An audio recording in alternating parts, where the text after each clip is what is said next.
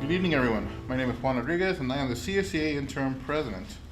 I stand before you today not with another speech full of disappointment, but with hopeful heart and a determined voice.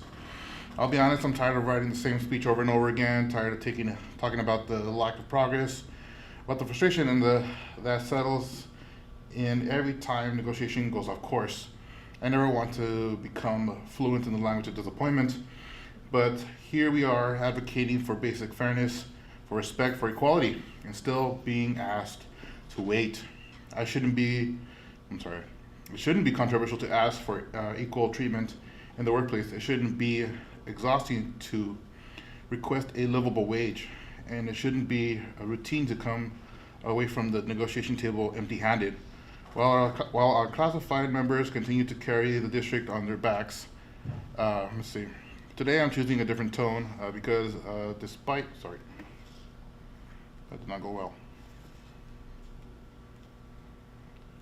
Despite the setbacks, despite the disappointment, we're not giving up. Our resolve is still here, stronger than ever, and I am choosing to be hopeful that this upcoming school year will bring a change, that Whittier Union High School District will not only hear us, but will finally listen. I believe that collaboration is still possible. I believe that the partnership between the district and CSCA can be more than just a talking point. I believe truly that our members deserve more than an applause at a banquet or a token of mention in a meeting. They deserve action. They deserve respect, and they deserve equality. So let this be the last time I have to talk about disappointment. Let this be the moment where we begin to write a new kind of speech, one filled with progress, partnership, and pride that we've accomplished together. Thank you, and let's move forward with our courage and hope. Thank you.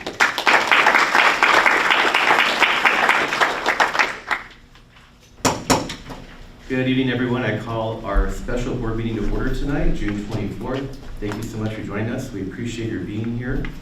And we just emerged from closed session this evening. No action was taken.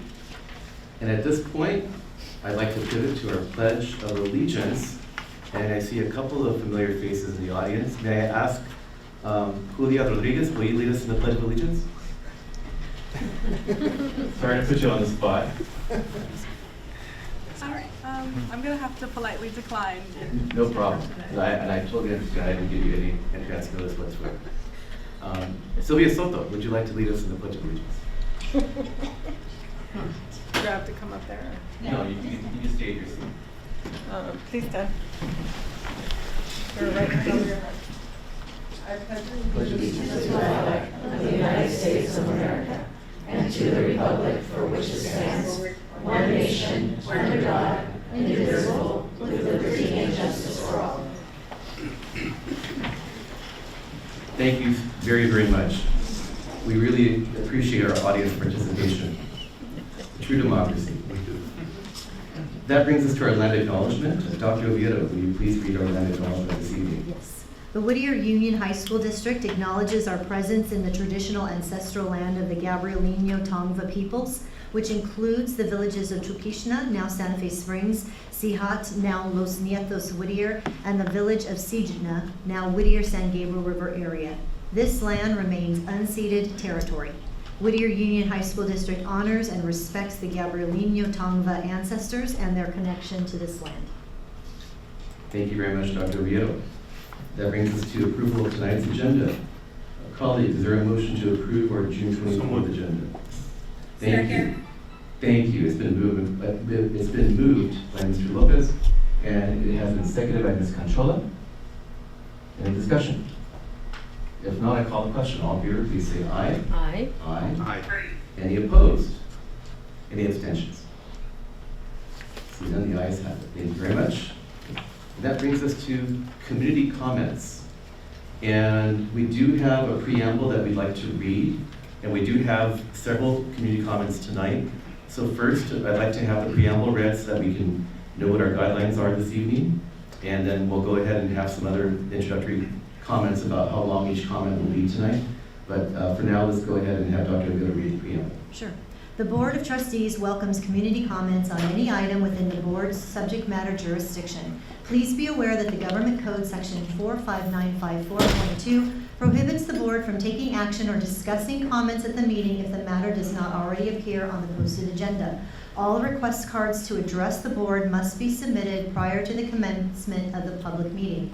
In the interest of time, individual speakers will be allowed a maximum of 3 minutes to address the board, and the board will limit the total time for public input on an item to 20 minutes. In order to accommodate more speakers, the allotted time per individual may be reduced. The board president may extend the allotted time per item with the consent of the board. We ask that you confine your comments to new ideas to avoid repeating what has already been said. Please do not refer specifically to any students, employees, parents, or other individuals, whether by name or other identifying information in a derogatory or potentially offensive manner. Once the board makes a determination on how much time for each of the speakers, then my colleague, Mr. Jamero, will have the time up on his laptop, and he will give a sufficient warning depending on how much time the board determines. Thank you, Dr. Oviedo. We appreciate that being read so that we understand. We take our role as trustees seriously. We want to make sure we listen to every comment that's being put forth tonight. Listening is one of the most important things we can do as a board of trustees, and the fact that so many of you want to speak to us tonight is very meaningful for us. And I can let you know, board colleagues, I'm directing these comments at you, Ms. Conchola, and Mr. Mendez, if you could join in as well. Tonight we have 18 comments. The lion's share of them have to do with Puente. I'm estimating about 16 of them have to do with Puente. And so my recommendation to the board is that we limit each speaker to 2 minutes. That allows us to get through all 18 speakers in about 36 minutes or so, if everything goes according to plan. Colleagues, are you okay with that recommendation? Or any other questions or comments? Mr. Chair, I'd like to add 30 seconds. I'd like to give them an opportunity to speak on whatever item, 2.5 minutes, if everyone agrees, of course. I would agree with that. Thank you. Appreciate it. Any other comments on that? Okay.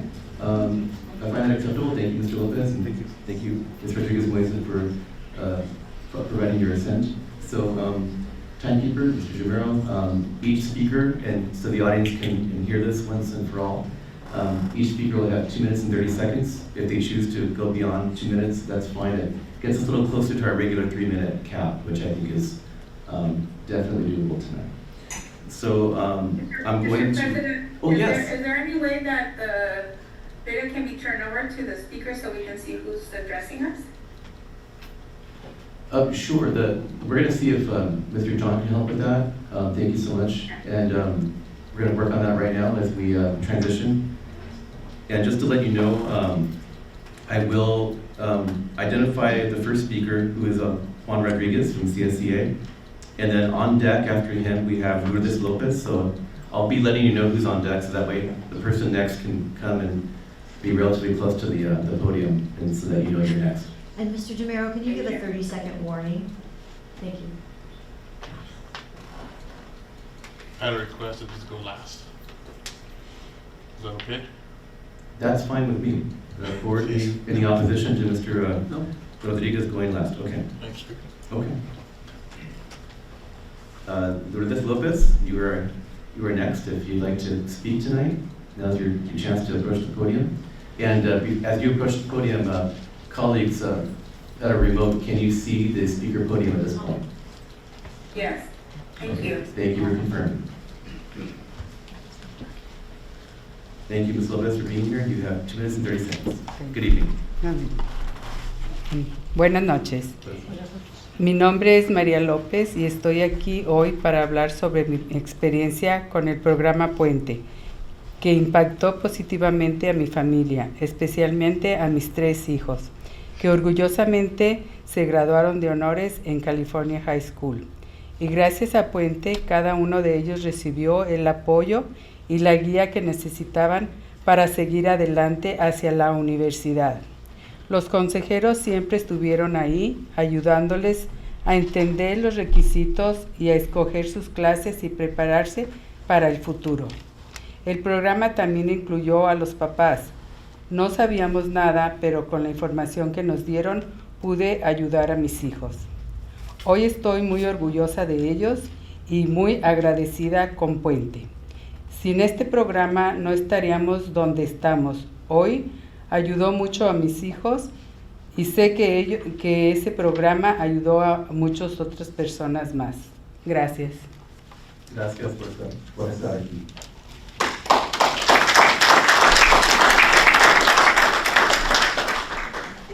Our next speaker is Matthew Francev. On deck, Claudia Hernandez.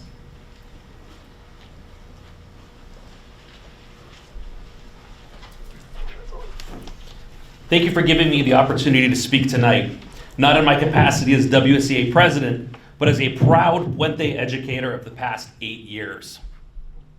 Puente is not just another academic initiative. It is a transformative pathway. Its mission is clear on its website: to increase the number of educationally underrepresented students who enroll in four-year colleges and universities, earn college degrees, and return to the community as mentors and leaders for future generations. For nearly a decade, I've had the honor to cultivate young men and women who have become citizens of a global society, witnessing this mission's impact firsthand. As a Puente teacher, I've watched my graduates attend Ivy League universities, enroll in local community colleges, join the workforce, and serve in the military. While each path is different, what unites them is they were all shaped and strengthened by the foundation Puente provided. Puente offers more than academic support. It offers community. It fosters identity, purpose, and belonging. It teaches students that their voice matters, their story matters, and their future is theirs to shape. It helps students, many of whom were first in their family to pursue higher education, believe that they belong in these spaces. To not renew a Puente contract would be, quite frankly, egregious. It would be a step backwards. It would send the message that the programs built to support, uplift, and empower our students are somehow expendable. But they are not. Our students, your constituents, are not expendable. Their stories, their dreams, their futures all deserve our full commitment. We often talk about equity, access, and improved outcomes. Demographics don't determine destiny isn't merely a catchy slogan coined by former Superintendent Sandy Thorstensen. It is a belief held by every employee in the Whittier Union High School District. Puente is a proven investment in all three. It is working, and we should be expanding it, not questioning its place in our schools. This program fosters more than college readiness. It builds confidence, connection, and a belief in what's possible. It provides mentorship, a sense of belonging, and cultural relevance that our students don't always find elsewhere. I urge this board to renew the Puente contract, not just because of the students I've seen succeed, but because of the students who are coming next. They deserve every opportunity we can give them. Thank you.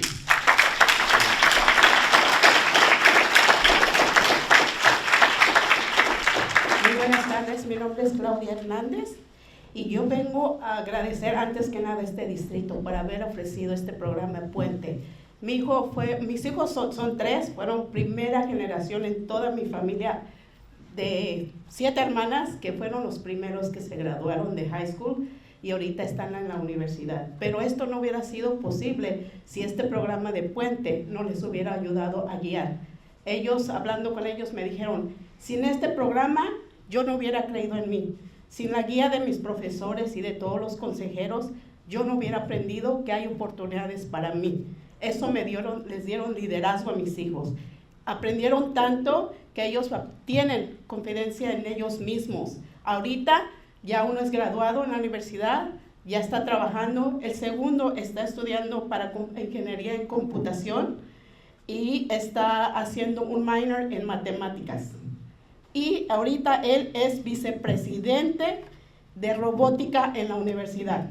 Así es que si en esto él no hubiera sido posible, gracias a este programa que le dio las herramientas, lo apoyó y lo guió pues le contestaban todas las preguntas que él tenía, ¿verdad? Pero solamente eso que le ayudó a su autoestima, porque él era un joven callado y ahorita nada lo detiene, tiene mucha confianza en él y él sabe que los hispanos valemos mucho y tenemos derecho de todos los servicios que hay en este país. Y yo agradezco a cada uno de ustedes del distrito por este programa, porque sin ellos también como madre yo no me hubiera empoderado.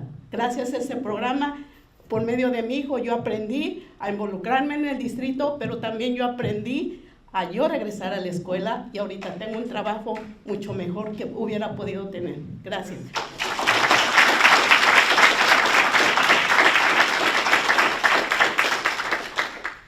Next we have Maria L. Lopez, and afterwards, Jose Luis Varela.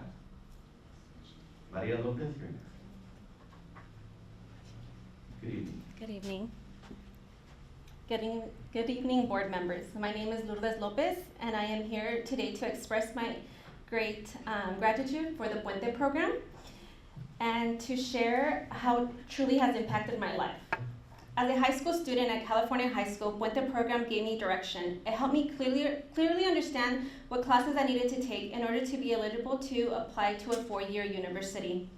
Puente gave me a strong support system. I had access to incredible counselors who consistently looked out for the best interests and supported us every step of the way. As a Puente student, I also had the privilege of learning from amazing English teachers who pushed me to grow and never gave up on me. Two of those teachers who I will never forget, not only did they challenge me academically, but made me feel seen, heard, and supported. They helped create a classroom environment where I felt truly belonged. Puente built a culture of care and community. We became a family. To this day, I still keep in touch with many of my peers and mentors from the program. A special thank you to Mrs. Davies, though she was my 9th grade English teacher. Her guidance went far beyond that year. She played a vital role in helping me with my college applications and supporting me through the entire process of applying for the Gates Millennium Scholarship. Thanks to her support, I became one of the recipients, and because of that scholarship, I was able to attend college without the burden of financial stress. I earned my bachelor's degree at UC San Diego, and I earned my master's at Cal State LA. Today, I have the privilege of giving back to the community that once supported and shaped me. The Puente program also made a difference in the lives of my two brothers. My older brother gained valuable support from the program, and my younger brother, like me, also received the Gates Millennium Scholarship. This is a clear example of the generational impact Puente has on families like mine. While schools may have 30 seconds. While schools may have general college information, what Puente provides is something deeper: personal guidance, a sense of belonging, and a community that uplifts and inspires. Without this program, many specifically first-generation college students might miss an opportunity of change for their lives. I am deeply thankful for Puente, and I urge you to continue to support and protecting the program. Thank you for your time and your commitment for the student success. Thank you.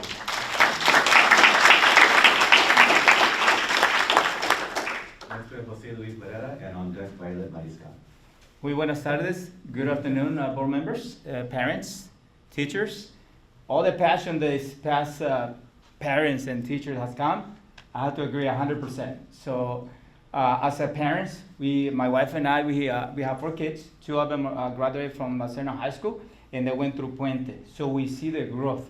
We see the passion in you know, that fullness in their eyes and the passion. They have a chance to go to college, whether a 4-year university or a 2-year community college. The opportunity is there. Without Puente, it would be really difficult because as a first generation, we have no idea what needed to our students to conquer in order to get that path. So yes, Puente, like our teacher said, don't think should renew it. No, expand it even to the middle school, so the kids have an opportunity and get a chance. A lot of parents don't know. My wife and I, we're passionate English learners since elementary, middle school. We've been there on those meetings, and we know that our students need a little extra push. Those trips to the university, that's a great tool for our students. You know, our kids. Years ago, my brothers didn't have that chance, to go to these fields, to up north, south, San Diego, Santa Barbara. We were lucky to say, we can make it. We could go to Long Beach, locals, and that now everything's spent thanks to Puente. So please, board members, parents, teachers, work together so we can get our kids, get a better chance. And like the teacher said, not only for the ones that made it, the ones that come in behind it. Thank you. Thank you.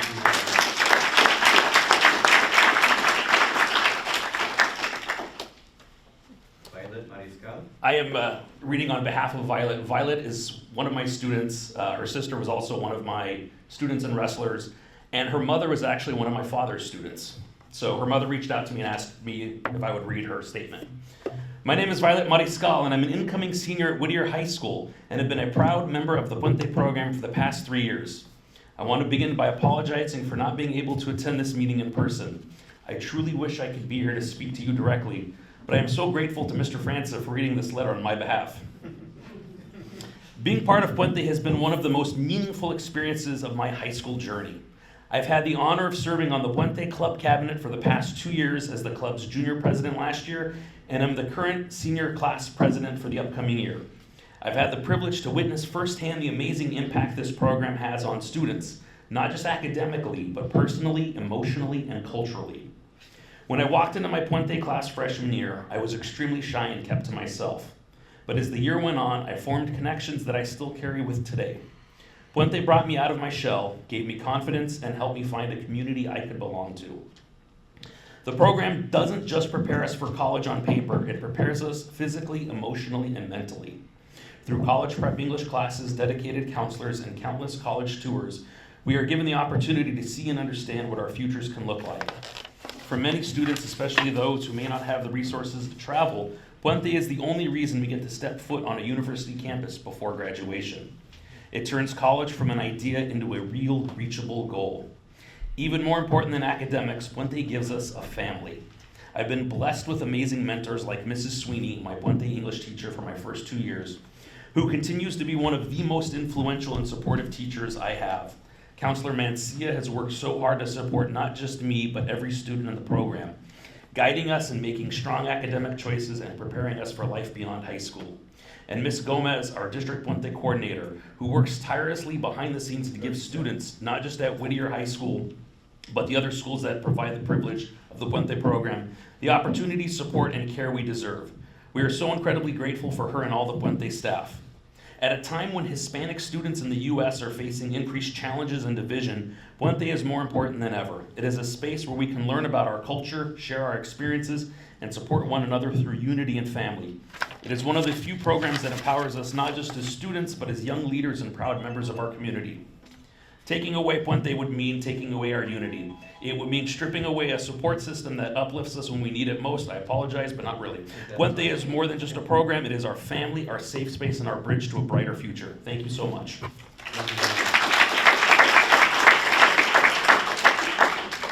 Our next speaker is Genaro Solis. And after Genaro will be Julia Luis. Hello.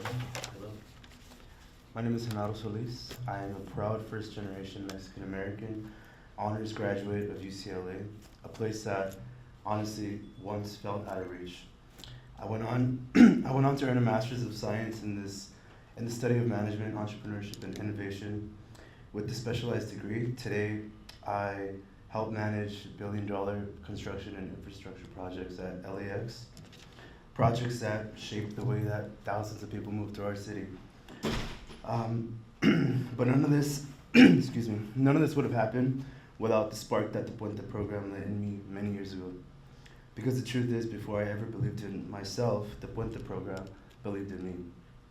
I was raised by immigrant parents who didn't have degrees, didn't know what the FAFSA was, and were unfamiliar with the college system. But they had something deeper, which is an unshakable faith that education could open doors that they never got to walk through. And they passed that faith down to me. In high school, Puente wasn't just a program, it was a compass for me. It pointed me toward possibility when I couldn't see the path. My English teachers didn't just teach me how to write, they taught me how to own my story, how to question the world around me, and how to speak like my voice mattered, because it did. I remember drafting my college personal statement. I put everything into it, and I only showed it to one of my counselors. He read it, paused, smiled, and he said, don't change anything, submit it exactly like it is. That moment for me changed everything because it was the first time someone told me that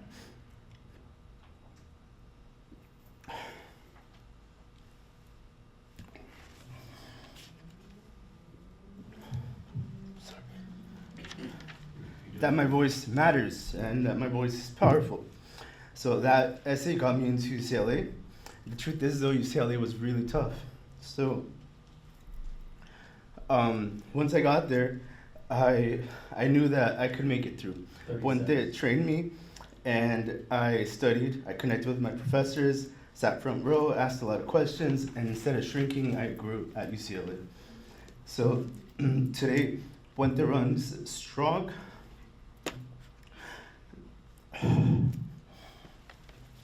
In my family, my older sister is a counselor with Puente. My younger sister just graduated. And I'm here proud to ask and just show you the impact that this program has on our community. So, thank you.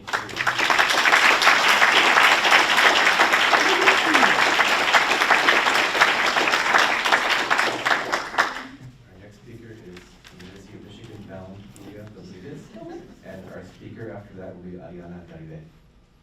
Well, thank you, members of the board, for opening the space for us. In this political climate, removing higher education resources for underrepresented groups is the last thing our school board should be doing. This fall, I will be a freshman at one of the best universities in the country, with only 8% of the student population there being Hispanic or Latino. It is because of programs like Puente that I had the assets and courage to do so. The Puente Project program at Whittier High School presented me and so many other students I personally know with more than just field trips to colleges near to us. We got access to college application workshops, scholarships that opened up our options, and awards that made us competitive and recognized our determination to succeed after high school. Education is not a given. It is a privilege so often taken for granted and made inaccessible and unrealistic for minority groups in particular, and most concerning to you for the ethnic group that 81% of the students in this entire district belong to. But I know each of you, as esteemed and highly educated members of the board and of our community, know the data. But what you may not know is the first-hand accounts from a student just graduated that is still reaping the benefits of Puente and who owes so much to the mentors who are tied to the program. At Whittier High, I had the honor of being taught by Mr. Francev and Mrs. Sweeney, who I believe are stellar at teaching precisely because of their involvement in the Puente program and their genuine dedication to its cause. Both Puente teachers made creativity and critical thinking the center of their classrooms, and because of that, I am beyond prepared and excited for the unique college writing courses I will take this fall. Whittier's Puente counselor, Counselor Mencia, is a superhero-esque asset with essential knowledge for students lost in the college process or students with their minds set on a standout university. Through Puente, they bring a familial sense of care into high school that brings teachers, students, and even their parents together to be advocates for higher education, but more so for recognition and representation. I had my heart set on my college, and every single person involved with Puente was essential to me getting there. In times of injustice, regression, and uncertainty, Puente is needed the most. It is about bridging university and high school and not leaving anyone behind, and by disconnecting the program from the students at Whittier or any other school in this district, you risk leaving and giving up on a great many. Thank you.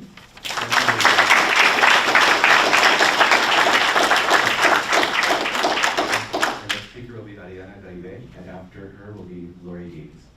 Good evening. Hello everyone, my name is Ariana Garibay and I'm a senior at California High School.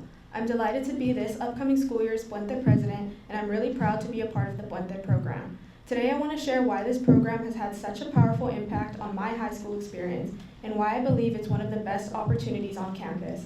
When I joined Puente, I already knew I wanted to go to a four-year university, specifically a UC or a Cal State, and I was looking for a program that would help guide me there.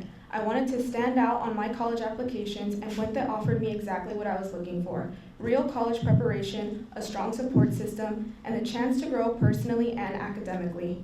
One of the most valuable things Puente has given me is leadership experience. I've had the opportunity to serve in cabinet roles, which have helped me develop my communication, organization, and teamwork skills. Skills that I know will help me both in college and my future career. We attend WISE workshops, learn about different majors, financial aid, the college application process, and even visit campuses through field trips. These experiences have helped me feel more confident and informed about my future and are crucial to helping students who may not be as familiar with the college process, especially since aiding first-generation college students is one of Puente's main goals. Another big reason why I chose Puente was for the sense of community. I wanted to make deeper connections with other students in my grade, people who had similar goals and ambitions, and Puente created that space. We bond through our dedicated English classes, events like our end-of-year Puente banquet, volunteering opportunities, and just being together in a welcoming and supportive environment. It's a place where you don't feel like you're competing with others, you feel like you're growing with them. I also really appreciate the academic flexibility Puente gave me, the freedom to take AP and honors classes without the pressure of having to take all of them. I can still choose electives that interest me and build a schedule that works for me. And through it all, our teachers and counselor have been caring, understanding, and always there to support us. You're never alone in this program. From developing my academic skills to learning valuable life lessons, Puente has truly shaped me into a stronger student and a more confident person. I truly believe it made my transition to high school much smoother. All in all, Puente is more than just a program, it's a family, a pathway to success, and a place where people believe in you. I'm so grateful to be a part of it, and I hope more students take the chance to experience everything it has to offer. Thank you.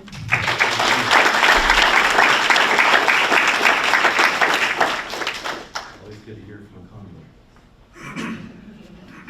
Next we have Lori Davies, and after her will be Guadalupe Ochoa. Good evening, welcome back. Good evening, thank you. My name is Lori Davies, and for 19 years, I was a I better get my glasses. I was a Puente coordinator at Cal High. I could talk for 3 hours, by the way, but I won't. In our Cal High Puente familia, you might say I'm the abuela. Everyone here tonight is a part of our district Puente familia, and each of us has a role to play in our shared goal of college attendance for our students. We know that this shared goal has been nurtured for decades by the district through its financial support of and commitment to the Puente program. During my years in Puente, we experienced a wobbly economy, shifts in educational trends, more shifts in public policy, and the extreme challenges of a lockdown. Through it all, the district had our back. Right now, hardworking families in Whittier and throughout Southern California are facing new struggles. It is vital that our district do everything in its power to sustain the dreams of our students and their families to be a safe harbor in this storm. A week ago Monday, I received a message from a former Puentista. Hi, Mrs. Davies, I hope you're doing well.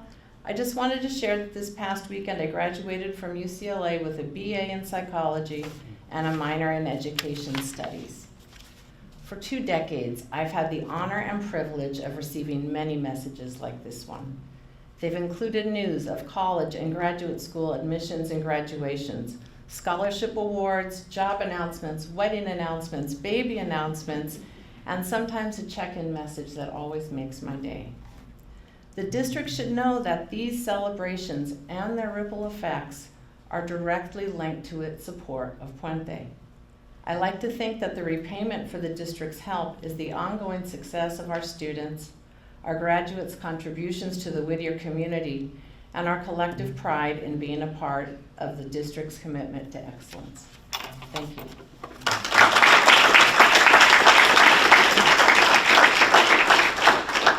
The next speaker will be Guadalupe Ochoa, and after her will be Aiden Reyes. Good evening. Gracias, buenas tardes. Mi nombre es Guadalupe Ochoa y yo tengo 2 hijos en el programa Puente. Bueno, uno de mis hijos ya se graduó, está en el primer año de universidad. Y la verdad es que ha sido un impacto muy interesante el programa Puente para mí como familia, para nosotros, porque mi hijo fue primera generación. Entonces mi hija todavía está en el 11º grado y el impacto que ellos han tenido del programa y nosotros como familia, porque no tenía la menor idea de lo que era este programa. Y ahora que lo sé el valor que tiene y lo único que puedo hacer es fuertemente reiterar todas las versiones que hemos escuchado, porque para mí es emocionante saber cómo mis hijos tienen esas oportunidades también todavía a partir de ese programa y cómo hemos conocido toda la amplitud que ha salido del liderazgo que incluso mi hija puede tener, porque es parte de la mesa directiva de Puente en su escuela.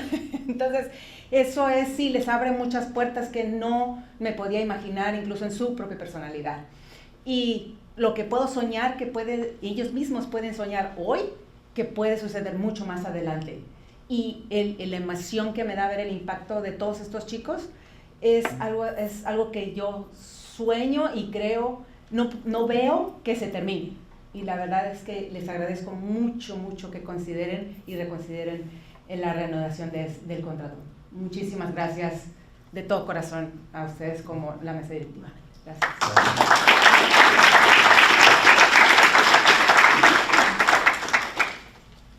Aiden Reyes is our next speaker, and after Aiden will be Esperanza Soto. Good evening. Good evening. Hello, my name is Aiden Reyes, and I graduated from La Serna High School, and I was a part of the Puente program, and at the fall I will be attending Princeton University as a molecular biology major.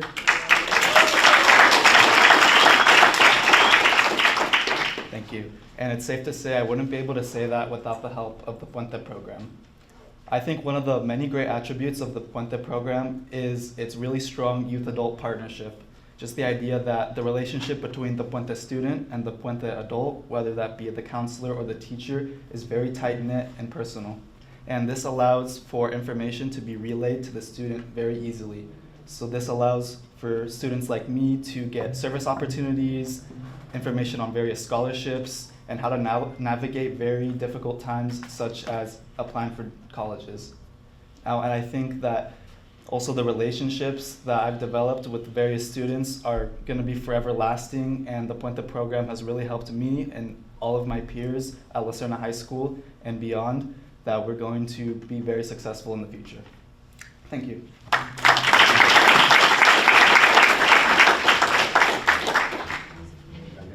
Esperanza Soto, and after her will be Raul Rosales. Good evening.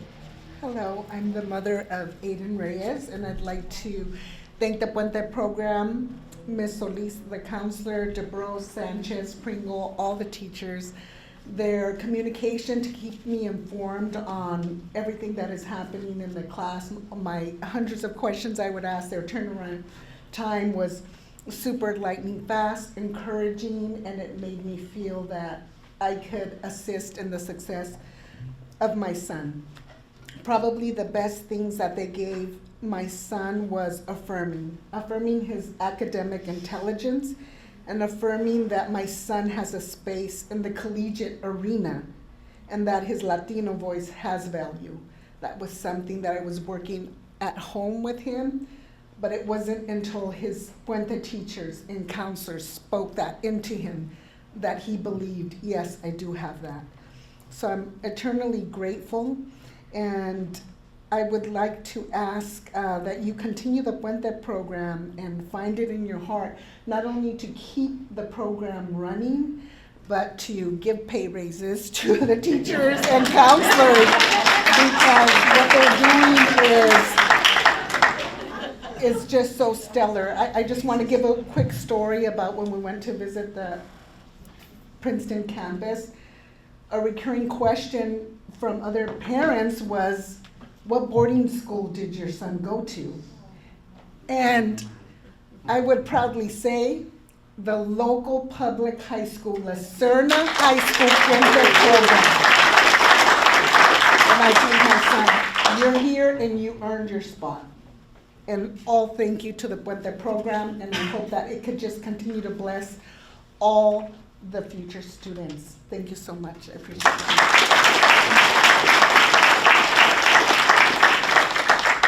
Our next speaker will be Raul Rosales, and after Raul will be Obed Silva. Good evening. Good evening. My name is Raul Rosales, and I'm a graduate of La Serna High School, and I too was a part of the Puente program. When the pandemic hit, I found myself drowning. Online learning was a nightmare, and returning to in-person classes felt impossible. I was struggling to stay afloat academically, and honestly, I didn't know why everything felt so hard.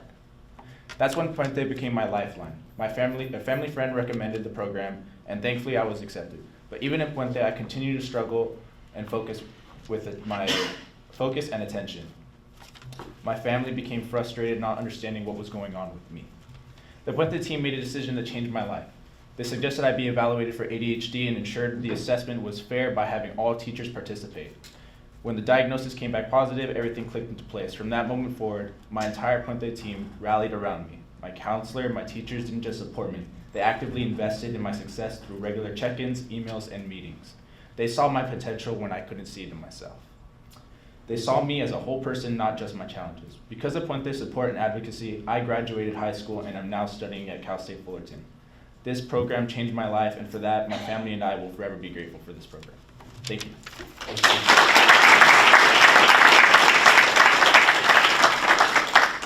Our next speaker will be Obed Silva, and afterwards, Chanel Solorzano.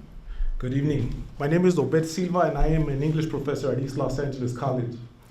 And I've been there for about 10 years now. Prior to being at East Los Angeles College, I was at Cypress College, where I taught Puente for 5 years. And while there teaching Puente, I became a completely different professor. Puente taught me how to be a professor. Puente is not only an organization, it's not only a program, it's a family. And if you ask any of these young people out here to define Puente in one word, they'll say familia. Because it's much more than just a transfer program. It's a program that builds character in these young people, that builds orgullo, pride in themselves, in their community. So when I heard that, the district wanted to do away with the partnership, it just boggles the mind all the time. I've heard it called a boutique program at the community college level, or an elitist program, and there's nothing elitist about it. You can see the people from the community are here. They're speaking Spanish. They're coming from an immigrant community. The mother that was up here talking about when she went to Princeton, she said, La Serna, elitist is that we can get up here and pretend that we know what is best for our students. We don't. The parents know best, the teachers know best. So I encourage you guys, I urge you to continue your partnership. Let me throw out some numbers. 70% of Puentistas transfer to four-year universities. I've seen it all the time. I still see that at East Los Angeles College. They go on to UCLA, UC Berkeley, Princeton. I've seen them go to Yale. I've seen them go to Harvard. What else do you want? This is what education is for. This is what public school is for. On the other hand, in the college district, at the college level, only 30% in general transfer to four-year universities. So I urge you, especially you, Mr. Lopez, do right. When you look in the mirror, make us proud that you have that last name, Lopez. Para la gente, don't forget, you're first generation. I'm first generation. It feels fantastic to be first generation. And you too, Gary Mendez. Do the right thing. Do the Christian thing. What did the people from the Portola expedition encounter when they got here? Indigenous people that lend them a hand and let them settle here. Do right. Do right for the community, especially right now when these communities are being ripped apart by the Trump administration. Don't add injury to that wound because it hurts. It's painful. Thank you.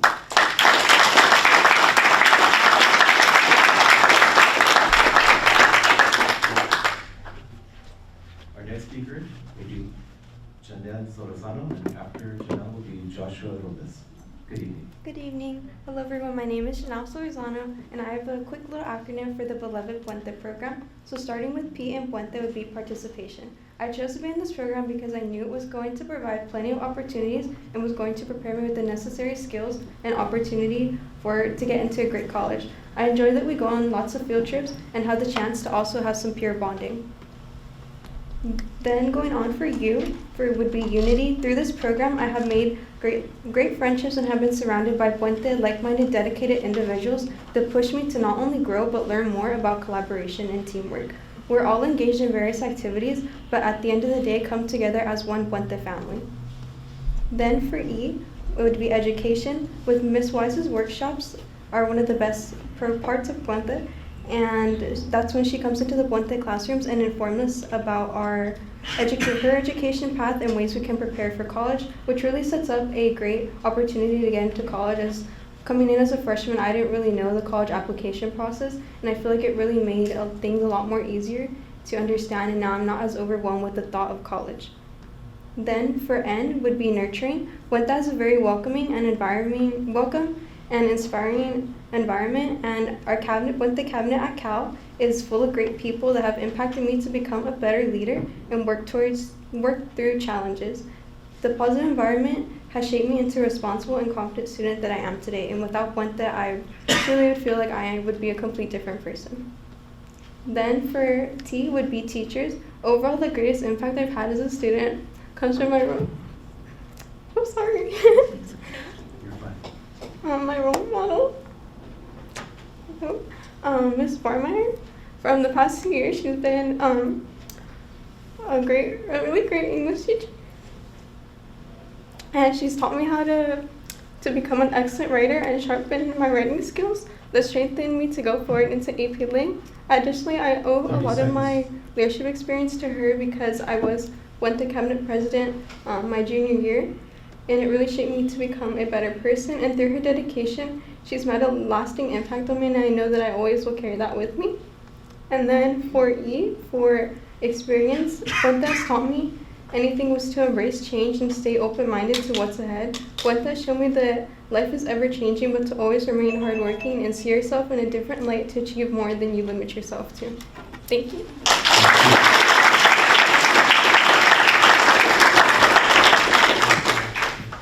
Thank you. Our next speaker will be Joshua Robles, and after Joshua will be Elizabeth Robles. Good evening. Good evening, everyone. My name is Joshua Robles, and I am a 2025 Lucerna graduate. I have been a part of Puente program for 4 years.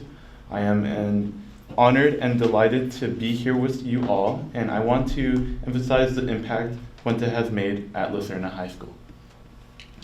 Having the honor of being a member of the Puente program, I was not only able to explore and receive resources to pursue a college such as college tours, but also reinforced my passion for the pursuit of academia by supplying us with not only the best teachers, but also the best mentors, counselors, while nurturing a welcome environment. I'm very certain that Puente not only gave way to scholars, but also bridged the way for a better community. And for that, I am truly grateful. I was a student who struggled in elementary school, and when entering middle school, I was part of the first AVID program at East Whittier Middle School. Both the AVID and Puente program have provided me guidance to learn, to go after my goals, and to dream big. I always knew I had the support and guidance of my teachers and counselors. I was exposed to various colleges, campuses, got to know their specialties, and through it all, I felt even closer to my community. Puente is a program that allows you to dream big, guides you to efficiently excel in high school academics, and reminds you that you are capable even when you think you cannot. Puente is a tool, a rewarding program, and an entire persona rooted in uplifting our community.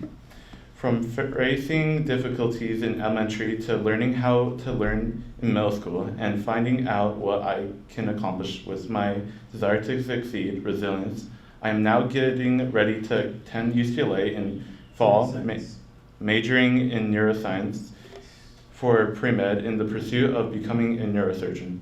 That's what Lucerna Puente program and its staff provided, a bridge to my dreams and success, along with this reinforcement that community is what gets us to the next level. And I will continue to invest in my community at UCLA as well as Lucerna and Whittier. Thank you.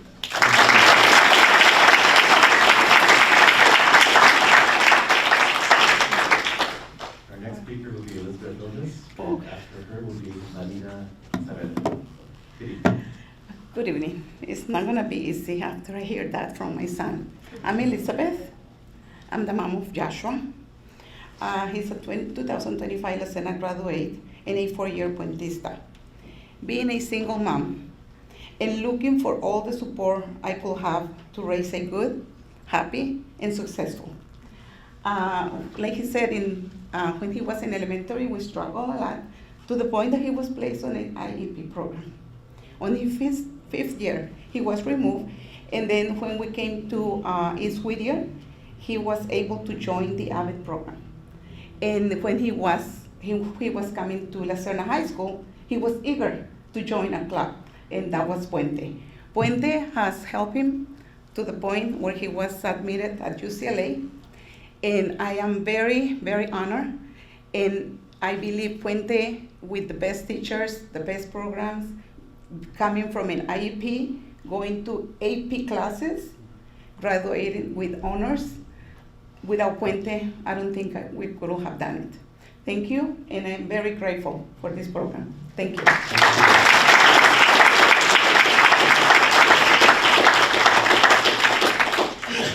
I believe our last speaker on the Puente topic, before we go to our next speaking group, is Marina Saavedra. Hi everybody, my name is Marina Saavedra. I am a California high school alum. I graduated in 2019. I just wanted to take a moment to share what the Puente program has meant to me personally. As a first-generation college student, I can honestly say that Puente changed the course of my entire life. It gave me more than just academic support. It gave me community, drive, and the belief that higher education was truly possible with the right resources. Through Puente, I built lifelong friendships and developed habits that carried me through college and beyond. I'm proud to say I now hold a master's degree, a journey that began with the strong foundation Puente provided. Inspired by amazing educators like Mrs. Davies, who supported me through my time at California High School, I plan to use my knowledge to work in higher education as a professor and offer the same hope and guidance to future students. This program didn't just impact me, but it transformed the lives of all three of my younger siblings as well. My two brothers are current Puente students, and my sister is now studying engineering at USC, which is something that once felt so out of reach for our family. I'm so proud of her. Thanks to this program, I have the privilege of witnessing my sister excel in college, and I look forward to seeing my brothers achieve similar success. My sister and I often reflect on how much Puente has shaped our journeys and our entire dreams. I was the first in my family to even see a college application, let alone receive an acceptance. As a minority, I know firsthand that these education systems were not built for people that look like me. Which is why programs like Puente are so important. We're deeply grateful for the guidance, encouragement, and opportunities it has given us. For first-gen students, Puente made this path visible, and I hope future students have the same opportunities that I did. Thank you. Thank you.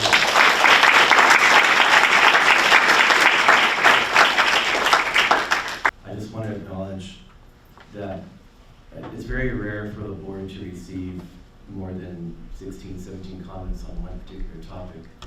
And we've listened to all of you, and I want to thank you. Ustedes son lo mejor parte de nuestra comunidad. Those of you that are here that came represent the very best among us. Gracias por su valor, su tiempo, su presencia. Thank you for your courage. Thank you for your time. Thank you for your presence. And hearing from our students and parents tonight has been very meaningful for me personally. I'm not going to speak for my colleagues, but for me, it has been very meaningful for you to express your voice, especially during these times when our voices need to be expressed. We see you and we hear you. And I hope that our discourse tonight will reflect a lot of the nuances and a lot of the comments that were shared this evening.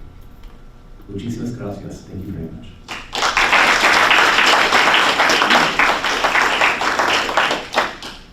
And our next item is Teaching Learning Recognitions Presentation 7.01, Bridging the Gap to College Success, the Puente Project.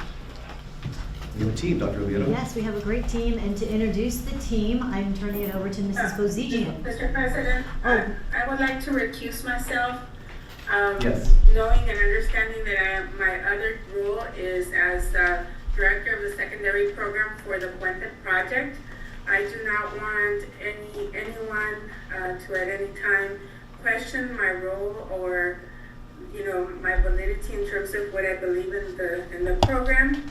And I just wanted, before I recuse myself, I just wanted to mention that 13 years before I worked for Puente, I became a Puente mentor because I believed in the program.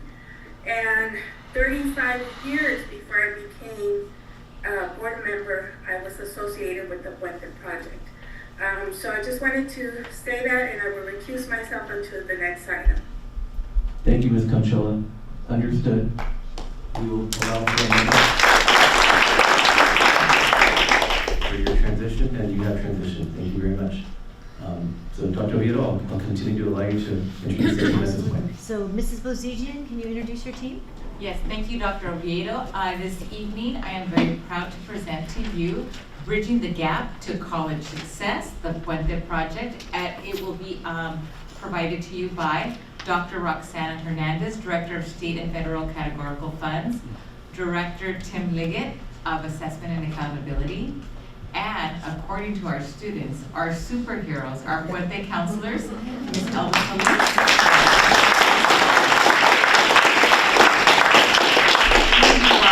Puente counselor and Mel Mancia, Puente counselor at Williams. Thank you, Mr. Liggett. We'll start it off, please. Good evening, everyone. Thank you so much for having us here tonight to share out about the Whittier Union Puente program. Before I begin, though, if I might make a respectful request, because there are 5 of us presenting tonight, in consideration of the flow of the presentation, might we respectfully request to hold comments till the end of the presentation? I have no issue with that. Colleagues, do you agree with that approach? I'll agree to that. I see no opposition. So it shall be done. Thank you so much. Much appreciated. So just a very quick overview of what you're going to hear from the 5 of us tonight. We're going to be talking about kind of the big picture of the Puente project and its mission, and its goals and its actions in behalf of students. You're going to hear a lot about the Whittier Union Puente experience, all the way from recruitment and selection into the program, all the way to the different types of experiences students get both in and outside of the classroom as part of the Puente program. We'll have a chance to share with you some data about the Whittier Union Puente program, some demographic data, some achievement data. We'll be able to talk a little budget as well. But before we get into all of that, of the 5 of us up here tonight, there is one of us who has, I think, the most unique perspective on the Puente program, because one of us was both a Puente student and is now a Puente educator. And so we'd love to begin with her story, and so it's my pleasure to introduce the Puente counselor from Lucerna High School, Elba Solis.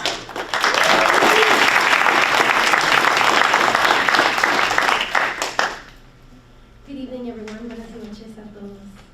My name is Elba Solis, and I currently serve as the counselor coordinator for the Lucerna High School Puente program. As a product of the Whittier Union High School District and a graduate of the Puente program at Cal High, it is both an honor and a privilege to express my gratitude with you tonight. The Puente Project's mission is clear and powerful: to increase the number of educationally underrepresented students who enroll in four-year colleges and universities, earn college degrees, and return to the community as mentors and leaders to future generations. This mission resonates deeply with me, and I am living proof of its impact. I first learned about the Puente program through one of my friends who shared that the program would be interviewing students interested in pursuing a college education. I'll never forget the first day of my interview. My dad and I walked through the Cal High baseball field only to realize that the gate had been locked. I remember my dad telling me, "Ni modo, mija, brincate, tenemos que llegar a la entrevista." "Oh, well, mija, jump over, we have to get to your interview." It was the first time I had to jump over a fence, and I didn't know what I was doing. I felt heavy, scared, and pressured.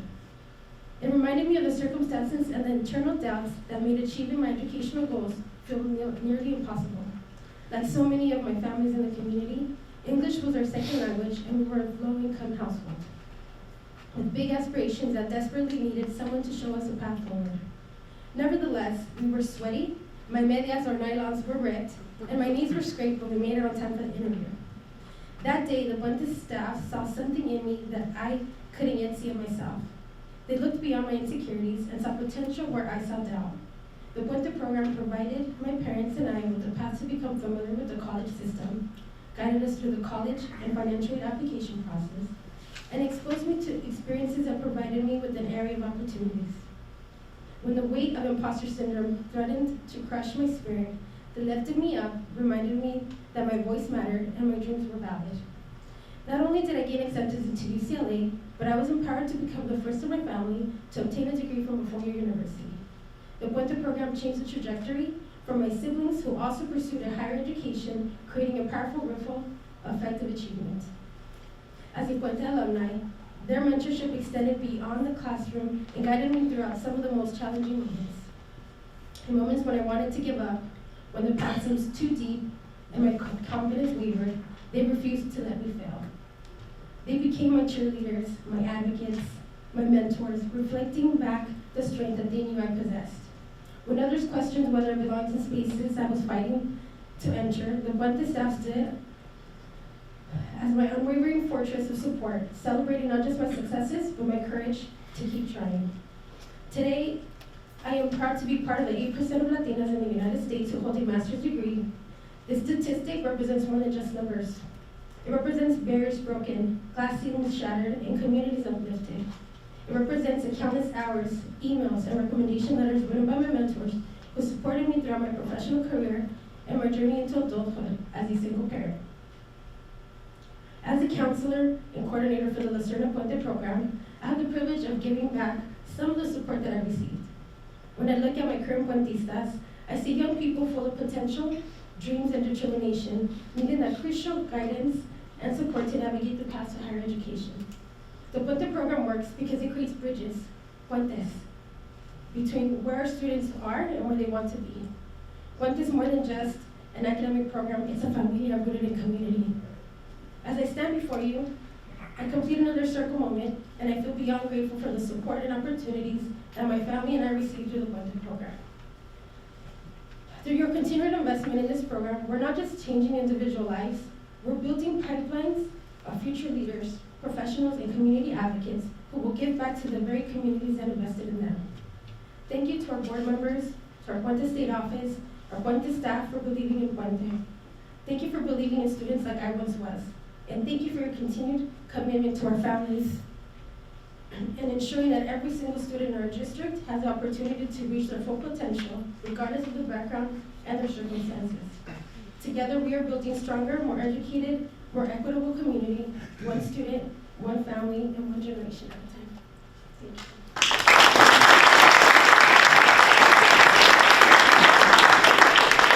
And now we're going to go ahead and get started with our presentation. Dr. Roxanne Hernandez is going to talk a little bit about the Puente program. Thank you very much.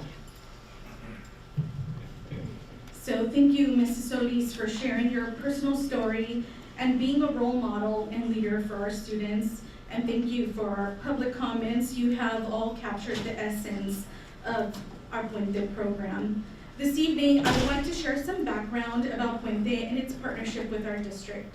Since 1981, the Puente Project has led the state in providing equitable instruction, academic counseling, and mentoring to support students, but specifically those students educationally underrepresented. As Ms. Solis mentioned, Puente's mission is to help increase the number of students who enroll in four-year colleges and universities, earn their degrees, and return to the community as mentors and leaders to future generations, much like Ms. Solis and many of the first-hand accounts we heard tonight. The Puente Project has partnered with our district for close to 30 years. This year, at the Puente Spring Regional Conference, among the many school districts and over 40 high school participants, Whittier Union was recognized for being an early adopter of the Puente program. Our district and site teams were embraced by Puente's theme this year, Together We Bloom. And through the personal accounts we heard tonight, wow, have we bloomed. So what is Puente? Puente, like you heard Ms. Solis share, means bridge in Spanish. Puente is a national award-winning program. In this Venn diagram, we demonstrate Puente's approach to bridging academics, guidance and counseling, and community service and leadership. The interconnected, interdisciplinary approach seamlessly weaves together rigorous academic instruction, comprehensive counseling and mentoring, and a strong emphasis on community engagement, and leadership development. So what else does Puente offer? So fundamentally, Puente is much more than an academic program. It is deeply rooted in community, and we have seen community tonight. It is deeply rooted in the concept of familia, family, and which is the center of the program. It fosters a close-knit support system for all of our student participants. Puente provides a unique setting. It offers scholarly preparation through rigorous academic work, alongside social gatherings and cultural outings. This allows our students to navigate the campus with a supportive cohort, celebrating achievements and exploring new experiences together. So it truly creates that familia experience. A powerful and research-tested element of Puente is its looping model.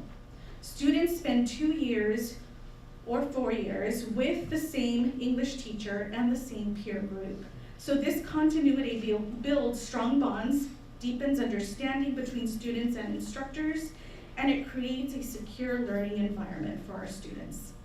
Puente also guides students through the college planning process. The program provides dedicated workshops for college planning, applications, and financial aid. And this personalized support is primarily delivered through our amazing Puente counselors, whom you will hear from in tonight's presentation. So to help students envision their future, Puente organizes college and university tours to allow students to experience campus life firsthand and envision themselves as future college-going students. So beyond the classroom and campus visits, students participate in conferences, they listen to inspiring guest speakers, and they gain statewide networking opportunities. They're connected with professionals, university representatives, and other Puentistas across the state of California. So in essence, Puente is a comprehensive program that prepares students academically, surrounds them with a supportive community, and empowers them to achieve their college and career aspirations. It builds bridges from high school to university, from their current selves to their future selves, and all within a caring familia. At this point, I am going to pass the presentation over to our counseling team. We are going to hear first from Mrs. Weiss, our Puente counselor from California High School.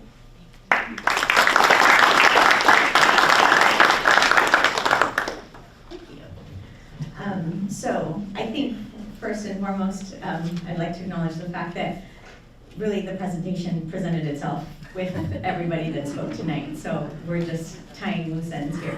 But I just want to speak a little to as far as who a Puentista would be. And so you saw a lot of them tonight. And I think also their families become Puentistas as well. But who are Puentistas? How do we select them, right? So first of all, Puentistas are these amazing students in our community. Specifically, it is open, the program is open to everyone. It's not just one specific. I know you heard a lot about like Puente and Bridge, and you hear us speaking Spanish, but we do open it to everybody. We want everyone to be willing to go to, or want to, for themselves, the 4-year route, right? And wanting to be A through G. So for our students, they are typically first-generation college students or college-going students from underrepresented communities, and so as would be in the area of Whittier, socioeconomically disadvantaged, students that maybe need to navigate the systems that are set up for them to navigate and are pretty difficult to navigate when you're having to translate for your parents. Which is something that I had to do also as a first-gen student, and unfortunately my school didn't have the Puente program at the time. But it is a very difficult thing to have to navigate and have to try to get your parents to understand FAFSA and everything. So in our system, we want to be able to provide the opportunity for us to help the parents navigate that as well. And so typically our students want to get to a 4-year pathway. And so we do, as Ms. Hernandez said, we want our students to be willing to navigate that process, but we also want the participation of their parents. So those are the students we're looking for as well. We understand that students don't always have the support of their parents, and so that is where a lot of times we reach out to our counselors in our feeder schools. And so we do look eventually for recommendations from our, whether it be our teachers or our counselors in the feeder schools. And they're able to tell us, you know what, this student is a great student. They just don't have the support at home. Puente would be awesome for them. And because as far as grades are concerned, we can always see who the student is on paper with grades. But that doesn't always tell us who that student is. And so a lot of times we do rely on our counselors and our teachers outside of in the feeder schools to help us with that.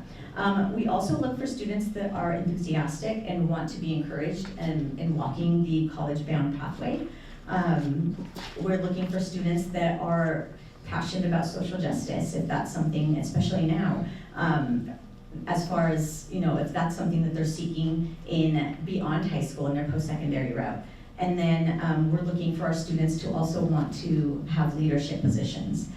That is something that Puente does allow them. We have something called like the Puente Student Board, which is kind of like ASB within Puente, and that really, I think, empowers our students, and you heard it here tonight. It empowers them to be part of something more than just, you know, what they're able to find within school. It empowers them to want to be leaders outside and in their community as well. We look for students who want to discover their identity. And so that's where the cultural piece comes in that Ms. Solis will speak to later on in our presentation. And just wanting to broaden their horizons and wanting to really speak more to the aspirations that they have, that they and their families have set for themselves. And so those are some of the students that we look for. As far as who else can be a Puentista, I mentioned earlier that their families can be Puentistas, right? So that's why we want that family involvement a lot of times. We want students that want to go to college and want to ideally graduate from college, and like the Puente mission states, want to return to their communities as leaders and doing those things that they went to college to do, which Ms. Solis is a perfect example of that, right? So we just want to make sure that our students are interested in knowing their value and then knowing that they're able to come back into our community to share that with the rest of us. We're looking for individuals to develop their voice, and we heard from several students tonight that have done exactly that. And so that they're able to affect change when they return to us, you know, in a few years. We're looking for students that are interested in multicultural literature. That is a lot of what they see in the classroom. So just the experience, I think, of who they are in their culture is something that they do get to hear, and again, you'll hear about that later on. And we're also looking for students that are scholars, but then also servant leaders, right? That they're able to go beyond the classroom, beyond the academics, and really want to expand outside of just being at their local high schools and in Whittier. We want them to go beyond that. So the recruitment process itself, like I said, the counselors, we go out into the community, into our middle schools, and we do presentations at our feeder schools. So we speak to the 8th grade class, we recruit in 8th grade, we tell them all about our program. We also tell them about the other programs offered within our high schools, because if those are things that they're looking for, then we want to make sure that they're able to kind of have a choice. And so, but we do emphasize Puente and what is offered to them in Puente, which is the college workshops that you heard about, and really that, I think, just as being myself, a first-generation student myself, that I think is gold, because helping families navigate that system that really is set for them not to navigate. It's very complicated, and we try to simplify that for them. Recommendations that I mentioned earlier, we do ask the counselors and teachers, because that to us is very valuable, and they're able to sometimes tell us more than just what we're seeing in an interview that they'll discuss later. And then recruitment and the application itself, we share that on the websites at each of our sites. We also send them out in parent square messages. And then we do presentations at each of our sites on the Future Freshman Night, so Future Condor Night, Future Lancer Night, and Future Cardinal Night. And our families are able to sit in on a 10 to 15 minute presentation to learn about our program. And we teach them about the application itself, right? Because that is another, right? They're gonna have to, their student has to do that process, and so do they. And so we talk a little bit about that as well, so that they know that it's something that they shouldn't be fearful of, and it's We're looking for various types of students, and that we're looking for all kinds of students, not just, I think sometimes there's a misconception in our community because parents hear that their students are going to four-year colleges and universities, that maybe it's just, oh, it's only for like the A's and B students, but it is not. And so that's where those future freshman nights are super valuable to us, because we're able to really let them know exactly what our program is and why they should have their student in. And so now I will pass it over to Counselor Mencia, who will discuss the application process.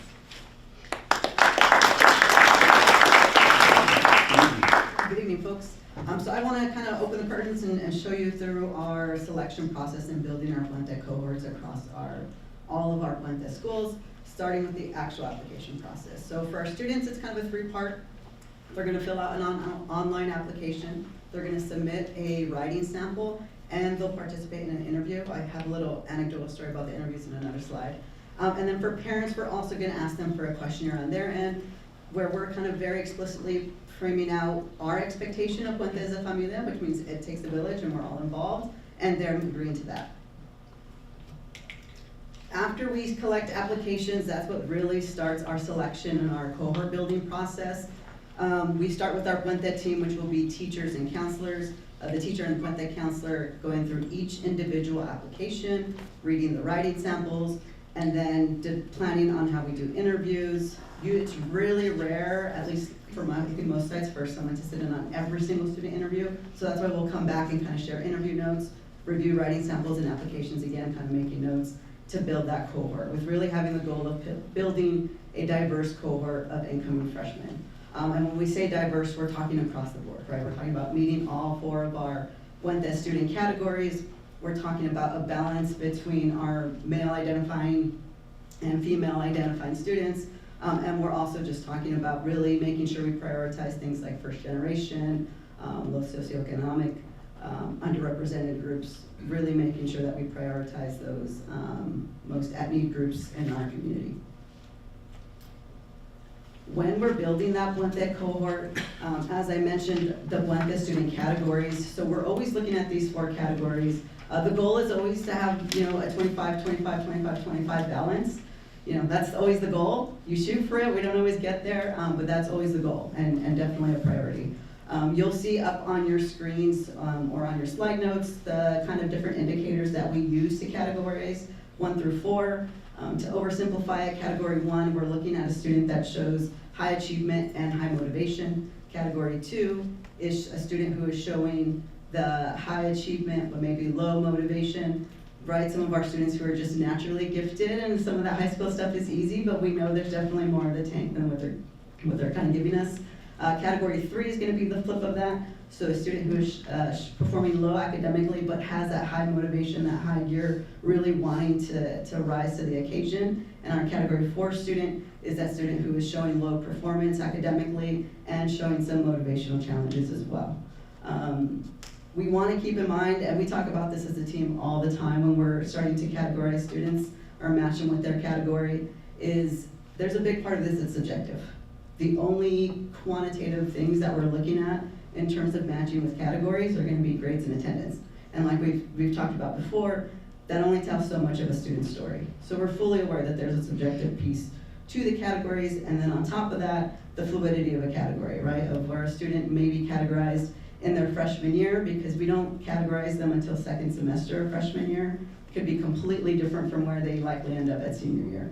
And with that in mind is that freshman year is a year that naturally has a lot of built-in support across campus, regardless of whether they're in Puente or any other program. Our freshmen across our district, I think all of our schools do a really great job at embedding some support to help that successful transition into high school.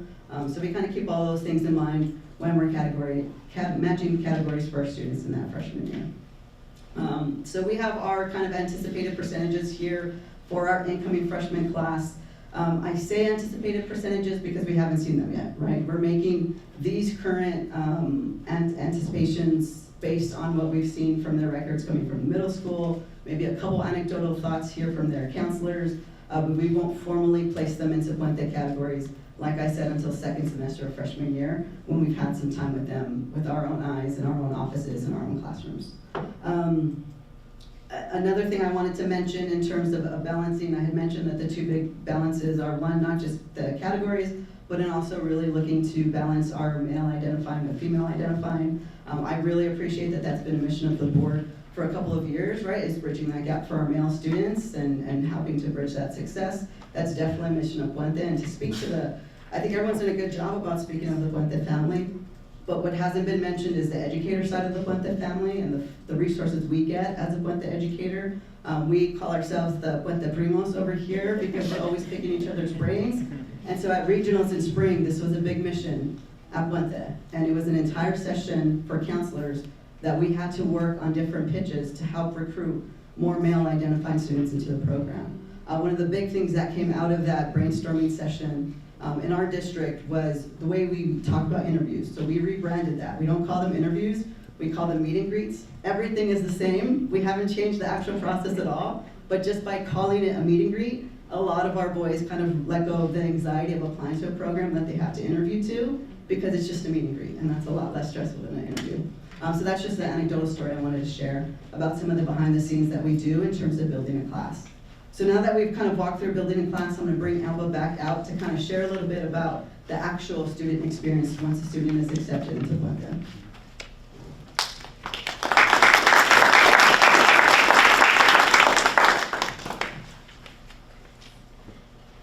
So in addition to preparing our students for high school graduation and college admissions, we also like to focus on educating our students on community cultural wealth. And so we think that it's very important for our students to understand that wealth comes in different shapes. It's not just monetary, right? So we have these 6 capitals here on your screen that you can see. One of the things that we try to focus on is the aspirational capital. And this is ensuring that our students have hopes and dreams. And how do we do this? We are, as counselors and as educators, we go into the classroom, we talk about major and career exploration. We make sure that, they tell us what it is that they want to do with their life, right? Where do they see themselves? What kind of support do they have? A lot of the focus that we place on this is more for like the first generation students and those who haven't identified what major or career they're trying to look into. Another capital that we focus on is linguistic capital, and that's in regards to communication and language. So making sure that they understand that language is important for not just communication, but also for community building within our familia en Puente and also within the wider community. Familial capital, very important also. We want to make sure that our students understand that cultural knowledge nurtured among families through history and memory is also very important. The power of storytelling and passing traditions from one generation to the next. Social capital, networking, that's huge. A lot of our students nowadays, they don't know how to network, they don't know how to ask for help, right? And so we want to make sure that they know how to navigate all of those resources available within our community and how to get, how to provide those resources as well. Navigational capital, we talked about first generation students, we talked about parents and how they don't understand the educational system. As a Puente Familia and a Puente team, we educate our parents to understand the HRG requirements, understand the high school graduation requirements, make sure that they understand which intervention strategies we're using, why we're using it, and work collaboratively as a team to ensure that we're all on the same page for, again, supporting our students into success. Resistance capital, talking about making sure students understand that they have a voice, that their voice is powerful, and we want them to feel confident to challenge inequalities, to advocate and secure rights, and that's the reason why a lot of our Puentistas decided to speak today. Here's an example of one of the activities that we had on community cultural wealth. This was very powerful. What we did as educators is we went into the classroom, we taught community cultural wealth, so the 6 capitals, and then what we did is we provided our students with a fruta, which means a fruit. So the idea was for them to identify which one of the capitals was their strongest and which one was the one that they still needed to work on. Okay, and I say work on because we don't want to emphasize weaknesses, we want to make improvements, right? And so for this particular student, they said that their fruta is their family, familial capital, because they're the ones that they go to for support. And their semilla, which they're still working on, is the aspirational goals, because they're still figuring out what they want to do. Okay? So this is a great exercise in the classroom because it does build community. As you can see, once all of our students shared their semilla and their fruta, they put it on a tree for show. This one here is another activity. This was based off the game La Loteria. Rather than just playing the game, we did play the game, but we also had an activity where we did a Loteria portrait project. Okay, and this was great because we wanted to encourage our students to really reflect on their journeys, to really think about, what has made an impact to them. Is there a family member? Is there a friend? Is there someone who's motivated you and guided you to be where you are today? Someone you're grateful for, right? And as you can see here, we have 3 different examples. We have one student who drew a Loteria card on La Cultura. To this person, their culture is very, very important. It's something that they try to always bring to everything that they do. We also have La Mama, which means mother. And as you can see, this mom is kind of like me. She has different arms and she has a lot of different things she needs to juggle all at once. I'm sure a lot of our moms are like that too. Yes. We also have Las Manos Trabajadoras, so the working hands. And us as workers, we know, the reason why a lot of our parents decide for us to do a program like Puente is para que no batallen, right? So that we don't have to struggle. And this just is a perfect example of a parent that's struggling and the student wanting to acknowledge that. Another event that we talked about culture and the importance of embracing where you come from. We talked about, honoring your loved ones. The Day of the Dead celebration is an event that's very, very powerful to all of our students. Not only do we focus on celebrating life and honoring our loved ones, we also focus on the mental health aspect of it, right? Especially right now with COVID-19 and everything that's happened. It's very important that our students understand that death is part of life, and how do you cope with that, right? And so it's teaching them a different way of looking at death. It's talking about culture. As you can see here, our students created maquetas out of a shoebox, and the idea was to bring a picture and any items that reminded you of your loved one. Then we also had a Dia de los Muertos celebration. We had pan dulce, champurrado with all of our families. For some students, they had never tried champurrado, so they enjoyed that very much. And as we mentioned previously, part of the Puente program, it includes field trips, right? So we go up north, we go to different field trips to different colleges and universities. But on top of that, we also pair up our field trip with the cultural experience. And so that's really important. So whenever we go to a university, we also try to go to a museum, an art exhibit, something that's culturally relevant to our students, so that this way they get exposed to other experiences as well. We also have our students attend conferences, and we have speakers that come to our school sites. And these speakers vary from being alumni, for even us just collaborating with each other, going into our campuses as well. We do have motivational conferences. As you can see here, this was for the Dolores Huerta. We also had the Cesar Chavez Day of Service event, where we had Mr. Anthony Chavez, who was the keynote. And these are great opportunities for our students to hear from our community as well. One of the biggest things with Puente is that part of our contract with our students is they have to complete community service. Okay, that's actually part of being a Puentista. Parents understand that, students understand that. They complete community service hours and they turn them in. And we keep track of that.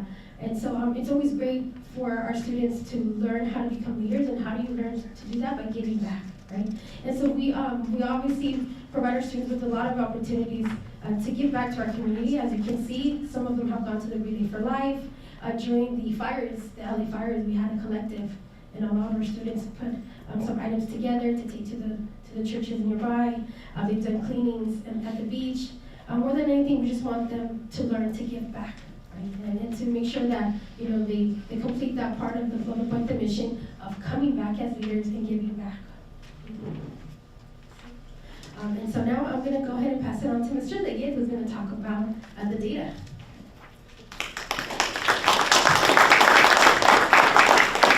After hearing all these amazing stories, I don't know how I signed up to end this with numbers, but we're gonna end this with some numbers. So What you have on your slide right now is just a snapshot of the demographics of the Whittier Union Puente Familia this year in 24-25. So slightly over 600 students total in the Puente program across our 3 campuses that have Puente: California High School, Lucerna High School, and Whittier High School. And when we look at the 3 campuses and their Puente students, we see well over 90% of the students being Hispanic or Latino or Latinx. A significant majority of students being socioeconomically disadvantaged, and also a majority of Puente students identifying as first generation. When we look at how our Puente students are doing in their classrooms, we just did kind of a breakdown of where students fit in terms of their cumulative weighted GPA. So their GPA, all of their classes through high school so far, weighted meaning that honors and AP classes typically get an extra grade point, which is how students end up with GPAs higher than 4 at times. I didn't even need to put a column on this sheet for anything less than 2.0. Because when we look at our Puente students across the district, less than 1% have less than a 2.0 cumulative GPA. Everybody else, a 2.0 or higher. And as you can see by this chart, the significant majority of students have at least a 3.0 or higher. 3.0 being a very, very significant number when we're talking about college-going culture, given that a 3.0 is the required GPA to be accepted into a UC. So this is incredible work by our Puente students and our Puente staff. When we look at the class of 2024, so we're going to go back a year when we look at college outcomes, because for the class of 2025, a lot of that information is still being compiled. But what you can see on this chart is the percentage of students from each of our Puente campuses and what percentage go to different types of post-secondary institutions. University of California schools, Cal State University schools, California community colleges, private schools or out-of-state colleges, or students that choose not to go to college directly after high school, either trade schools perhaps, the military, straight into the workforce, or something else. But as we can see here, the great majority, 90% roughly of our Puente students are choosing to go on to some form of college and are qualified to go on to some form of college following high school, thanks to the support they're receiving from our Puente counselors and teachers. And then when we look at outcomes, again, for the class of 2024, the A through G completion rate, which we've talked about a lot this year, that key component to being eligible for a four-year university. At all of our sites, well over 75%, which is significantly above the district average. If you look at all of our comprehensive high schools in the district, about 65% of our graduates are A through G eligible. So we see the amazing numbers put out by our Puente students at Cal High, Lucerna, and Whittier. This is definitely something for our Puente program to be really, really proud of. Now some dollars and cents. One of the things that I think is absolutely amazing about the Puente program is the bang for the buck that we get. We get incredible outcomes, and whether you're looking at those outcomes in terms of numbers or some of the absolutely phenomenal stories we've heard tonight, for a program that fiscally is incredibly lean, we're talking about district expenditures of roughly $75,000 per year on the Puente program. That's about $10,000 for each school site for their college field trips, for various supplies, and then another roughly $40,000 to support a 30-hour-a-week employee who provides clerical support to the 3 sites for the Puente program. If you put this in perspective, because in the context of schools, what does $75,000 really mean? When we look at our LCAP moving forward, we're anticipating approximately $145 million of LCAP expenditures next year, and all of the Puente is funded from our LCFF dollars. $75,000 represents less than 0.1% of those expenditures. So again, bang for your buck, I don't know that you can get any better than that. Now that said, and we talked about this just 2 weeks ago, that in Whittier Union, good enough isn't good enough. The constant goal, the constant effort is to get better, to grow our programs, to continue to improve, to expand, as we heard tonight. And when we look at our data, we would love to see more students in Quadrant 4. And so we just wanted to share a couple of ideas that we have to try to get more of those students into our Puente program who maybe haven't shown the academic performance, who maybe haven't shown the motivation, but we feel like have the potential. So we have an existing campus watch process that we use with our partner middle schools, where they help us identify students that would be considered at risk or at promise based on their middle school performance. We use that campus watch process to help identify students for various interventions that students would get in their 9th grade year. It would be a really interesting idea to start incorporating our Puente recruitment into that Campus Watch process to see if that process can help us identify more students who'd be a great fit for the program in Quadrant 4. Another thing we have the ability to do, our partner districts are great. They provide us with grade data for 8th grade in math, in English, in social studies, and in science. And so it would be a pretty simple matter to just mine that data to try to look for students on the quantitative side who have the grades that might represent either Quadrant 3 or Quadrant 4. Just doing a quick look this afternoon, I was able to identify 94 students who are coming into our schools this year between the 3 campuses who have at least 3 C's in those 4 classes. It would be a really simple thing to do to put those lists out to the campuses. Some of them may already be in Puente, some of them may already be in other programs, but some of them probably aren't, so that we can expand our reach through more of a daylighting systematic approach. And then the last piece, and all of this in consideration of the way our Puente program wants to work with us and how they want us to recruit, because it is important for students to understand that applications, we want them to go to college, so we want them to be able to get past the fear of applications and the fear of interviews. But I love what we heard earlier from Councilman Ancia about the idea of a meet and greet as opposed to an interview. As teachers, one of the things we learned very early is that different students require different ways to be assessed. Not everybody's a good test taker. Not everybody's a good speaker. Sometimes you have to find creative ways to find out what your students really know about their particular subject. And so I think we can work on creative ways to have students apply for Puente without maybe even realizing they're filling out an application, to interview without even realizing they're interviewing. And then at the end, they're not hearing, will you please fill out this application? What they're really hearing is, welcome to our familia. So with that, the 5 of us, we really appreciate the opportunity to share about the Puente program tonight. We would be happy as a group to answer any questions the board may have.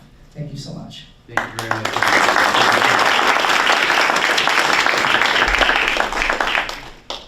Well, I'm going to open up the floor to questions to my colleagues. I have a couple of questions myself, but I just want to check in with my colleagues first to see if they have burning questions to ask any member of the team. Yeah, I can start if you don't mind, or I can wait. It's up to you, Mr. Chair. Thank you. Mr. Mendez, you may begin with your questions.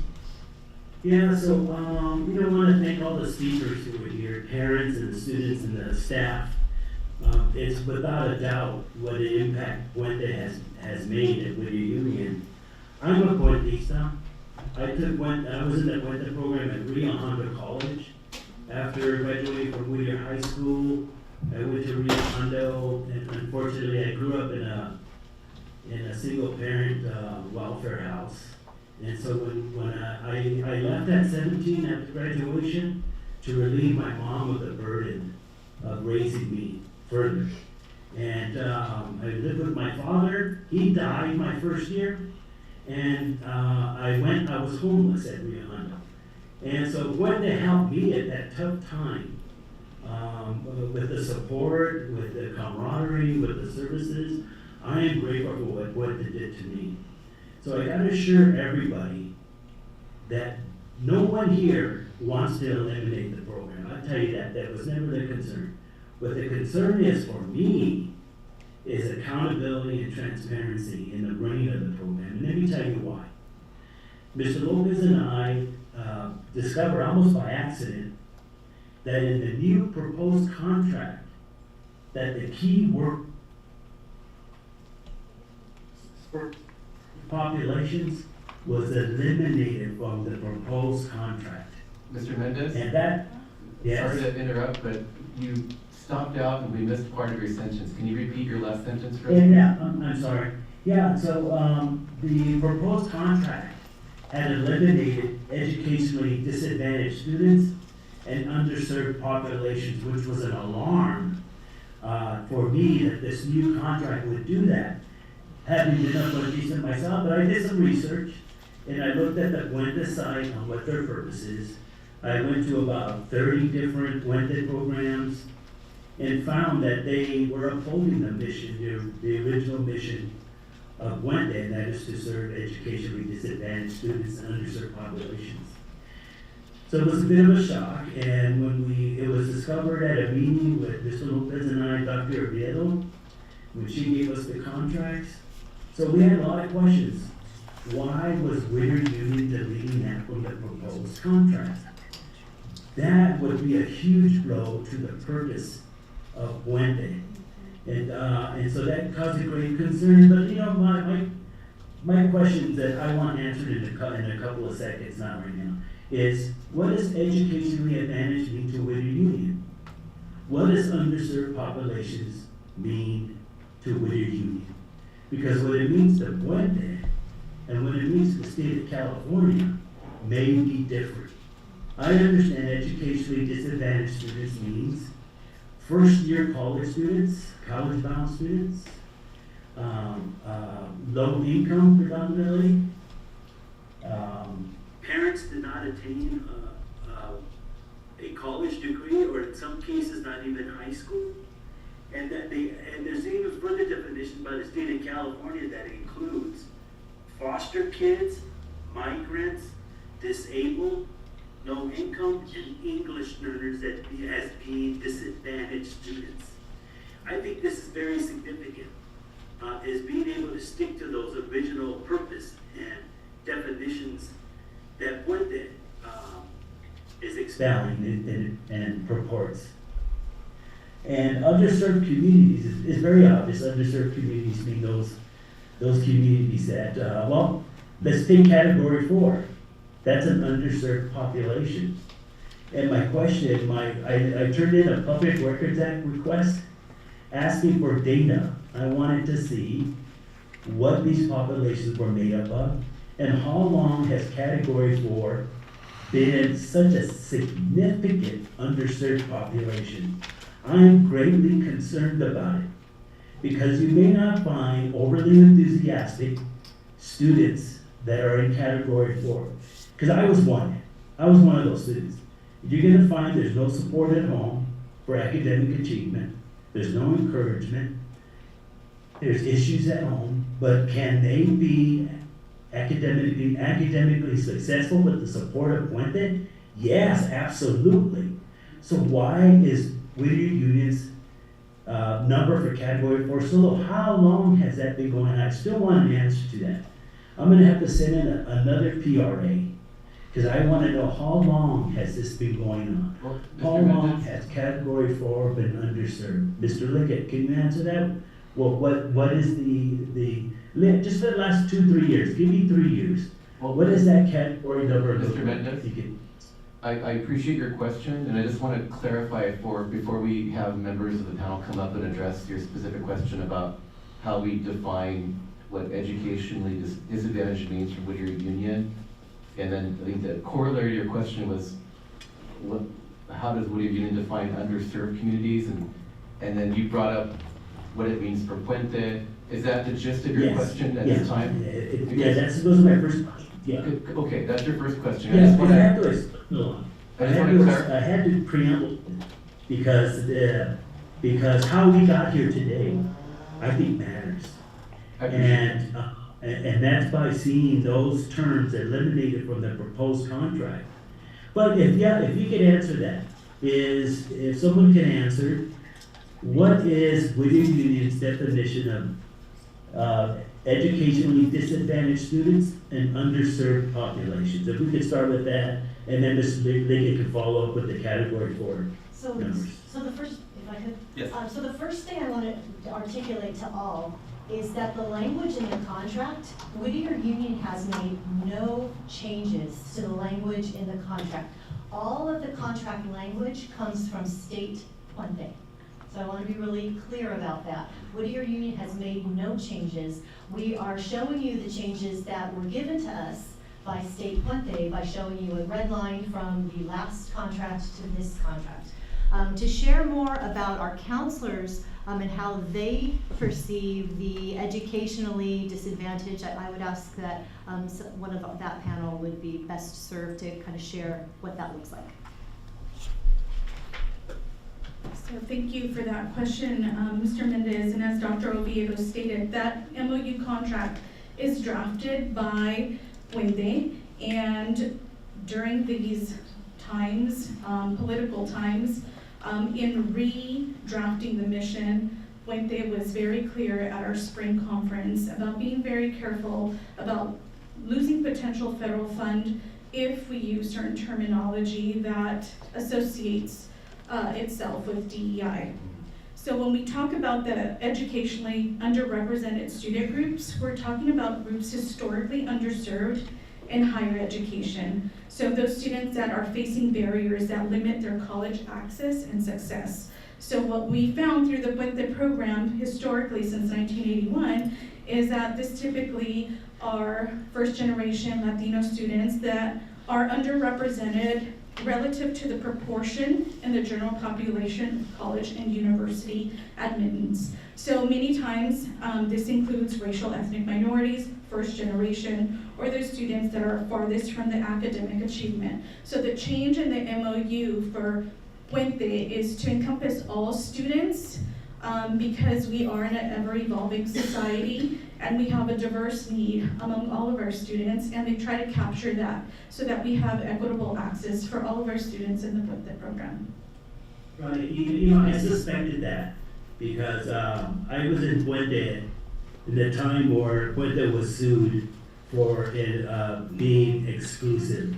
And so I understand, and so my question is, how would Whittier Union ensure that we stick to the principles? I'm not going to say it's prescribed. I don't think that contract prescribes any numbers or is any type of affirmative action 209 challenge.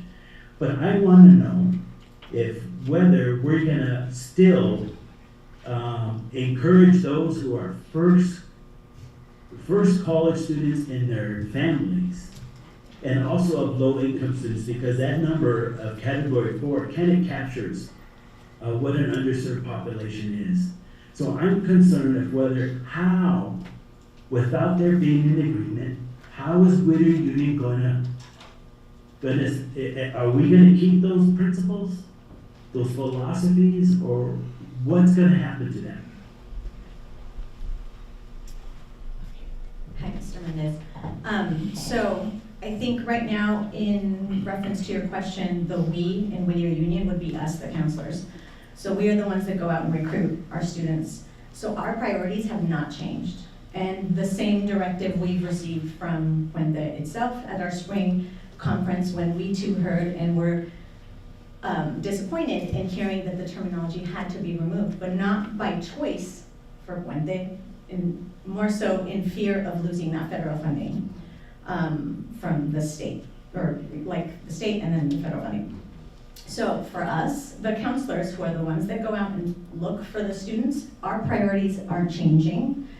We are still looking out for our first generation students, our socioeconomically disadvantaged students. That is still a priority. In reference to your question on quadrant 4, Counselor Mancia did mention when they were presenting the quadrants themselves. Those are fluid, so we try our very best to make sure that when we're meeting and greeting a student, that we're looking at the various things.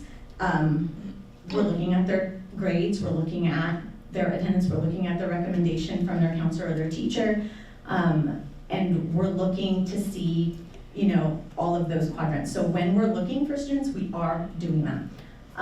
During the year, like Counselor Mancia mentioned, that student that maybe to us at the beginning seemed like a 2 might be a 4, or that seemed like a 4 might end up being a 2 or a 3. So I understand maybe your alarm in seeing the lower percentage number off the bat of the cohort for 2029 that shows that it's 8% quadrant 4. But that's just off the bat based on a meet and greet of 10 minutes for us. And that's really where we're basing that and their student grade. So yes, we are looking for them, and then sometimes it's just the motivation factor, which we aren't always able to tell wholeheartedly based on those 10 minutes when we speak to someone. Well, and I think you understand my concern. I don't think I'm being outrageous by being concerned. I think when we talk about equity, this is the definition who needs help Right. is that category.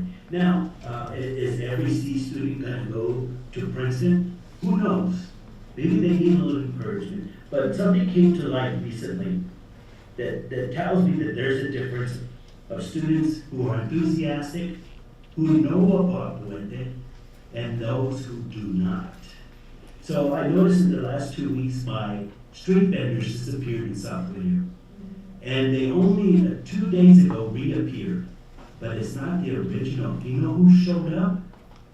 It's the children of the street vendors. And I went up to them and I said, hey, give me $50. And I asked, have you ever heard of Puente? You're in high school in Callahan. Have you thought about enrolling in Puente? Because I want to encourage a young person. And the 3 vendors I talked to that were in high school, one of them said, I'm not a good student. That's not for me. And I said, do your parents know about this program? I said, well, I don't know much about the program. So there's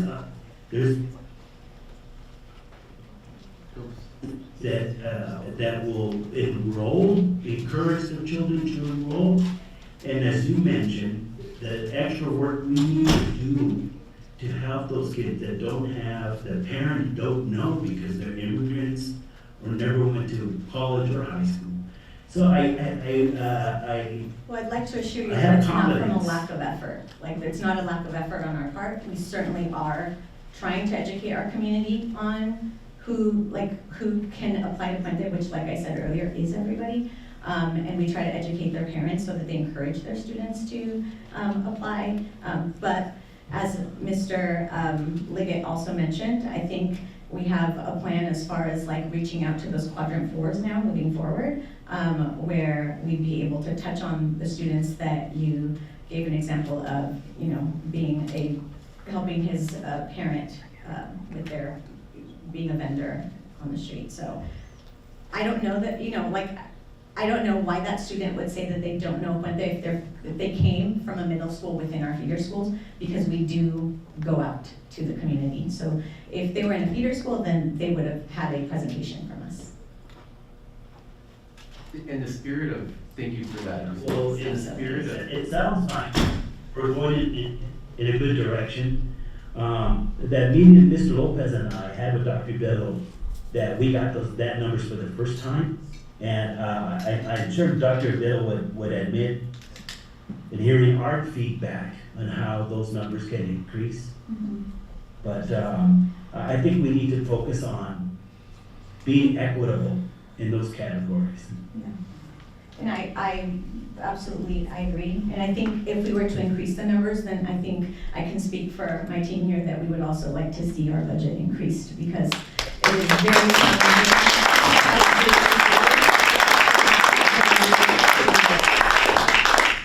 And let me ask you, is Whittier Union Puente required to report data to the statewide Puente? You cut out a little bit, but if your question was, are we required to report our data to the statewide Puente? Is that the whole question? Correct. Yes, we do. So we report it every year. And then they, in turn, so our students, when they exit their senior year, they do a senior exit survey. So there's data there. The categories that we report at the end of their freshman year, that our English teachers kind of categorize the students. Now, once they've seen the students, that is also data. All of that does come back to us at the fall components that we attend in semester 1. And so then they give every school, they're actually really thorough and it's really amazing. And that's part of how we're able to, do what we do as far as in the classroom, because we have a lot of the data. So yes, they do. And I don't think you would disagree. Mr. Mendez? That as a Mr. Mendez? policymaker, that having that data available to myself would be Excuse me, Mr. important. Mendez? Excuse me? I just wanted to pause for a minute, Mr. Mendez, because Did I see my time? Mr. Mendez, can you hear me? Yeah, you're cutting off, and probably I am too, I think. Okay, let me just pause right now for a minute. We have other trustees that have questions. Sure, of course. So I'm Yes. gonna, in the nature of By all having a means. balanced discussion, I can come back to you if you have additional questions. But I do know a couple of colleagues that have questions, and Trustee Rodriguez-Moisa, I think you have a question. Mr. Lopez, you have a question as well? Go ahead. Trustee? You can have mine. Okay, thank you. Now I'm on. Well, first off, I want to say thank you so much for the presentation.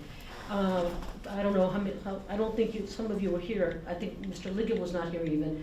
When I first came on the board in December of 2022, at some point, like in February or March, we had a presentation about the Puente program, particularly, and because we were concerned as trustees that we were turning away students who were interested in the Puente program. So we absolutely are supportive of expanding it. And I think there was one point where we even asked an embarrassing question to the superintendent about how do we give them more money? And she very diplomatically shared, let's talk about that in another day. So I want you to know, for the record, certainly for myself, I'm a big supporter of the Puente program, always will be. The bang for our buck in this, it really turns out to about $120 a student that's served based on that $76,000 expenditure. I do want to ask that question first, and then I want to come back and comment on this issue of equity. But how do we expand the program given the way the program is structured? That is to say, you've got to have the teaching cohorts in the English, as I understand it, and the social science, for lack of a better phrase, world history, whatever it is, teaching. How do you expand it if you can?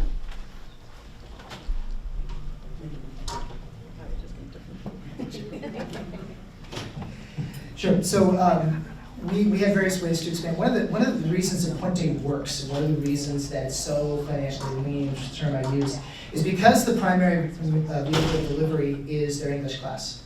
And every student is going to have an English teacher, whether it's a Puente English teacher or not, right? And so in theory,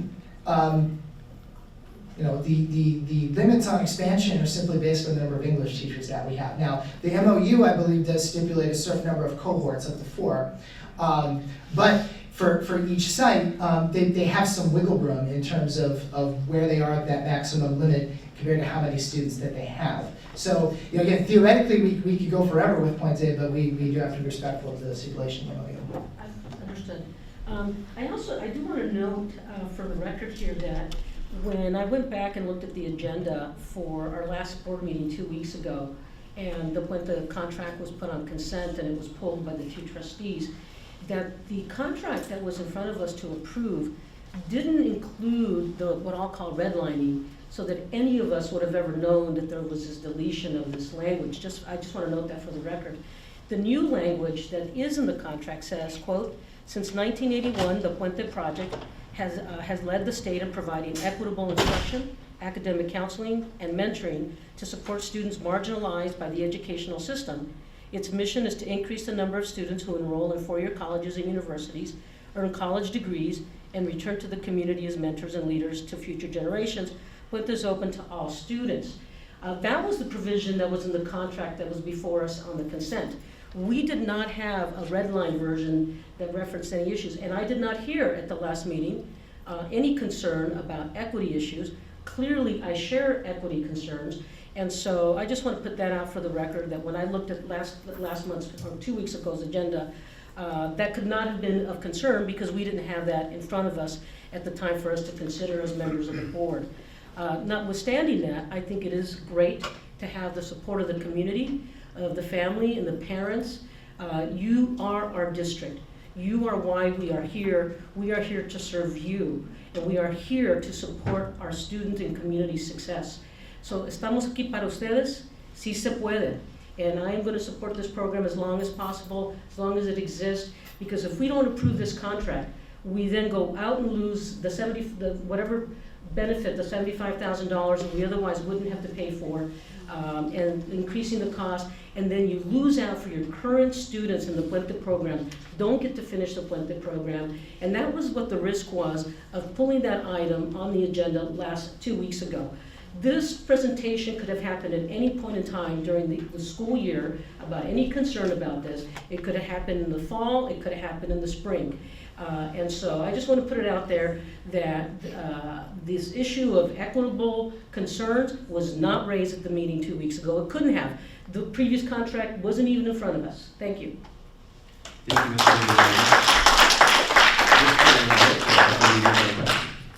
Thank you.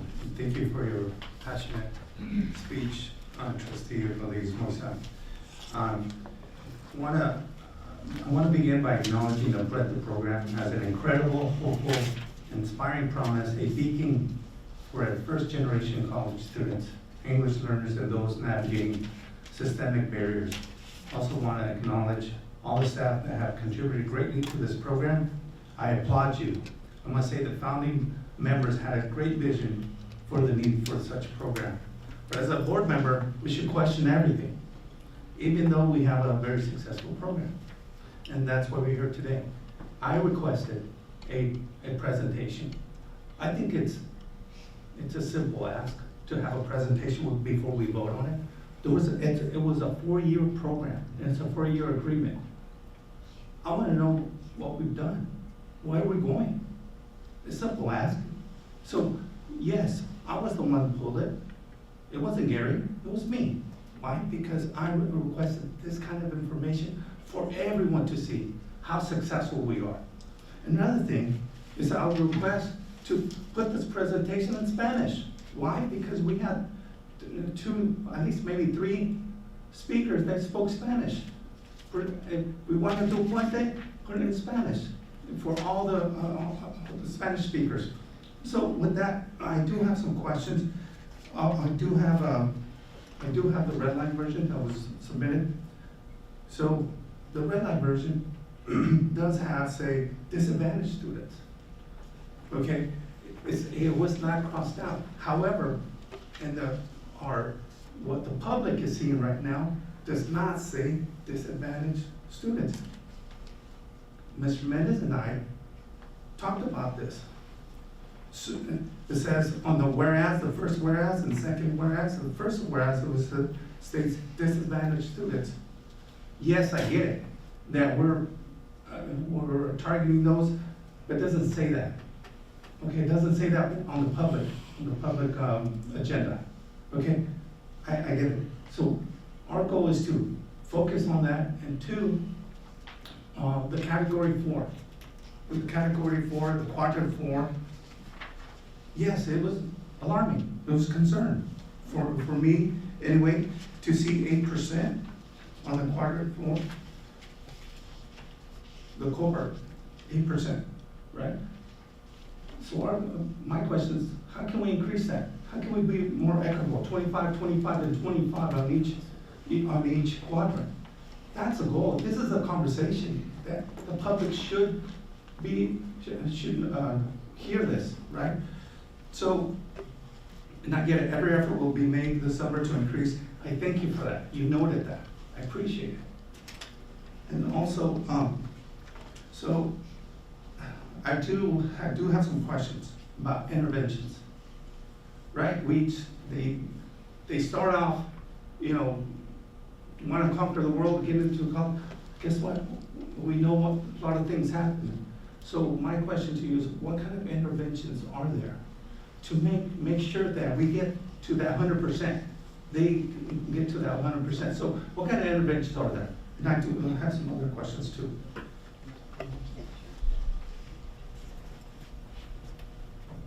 Thank you, Mr. Lopez. When you say 100%, I just want to clarify, what are we asking there to get to 100% of? Well, to get into, of course, the goal is to like get 100% into, A through G or 100% going to college? how about both?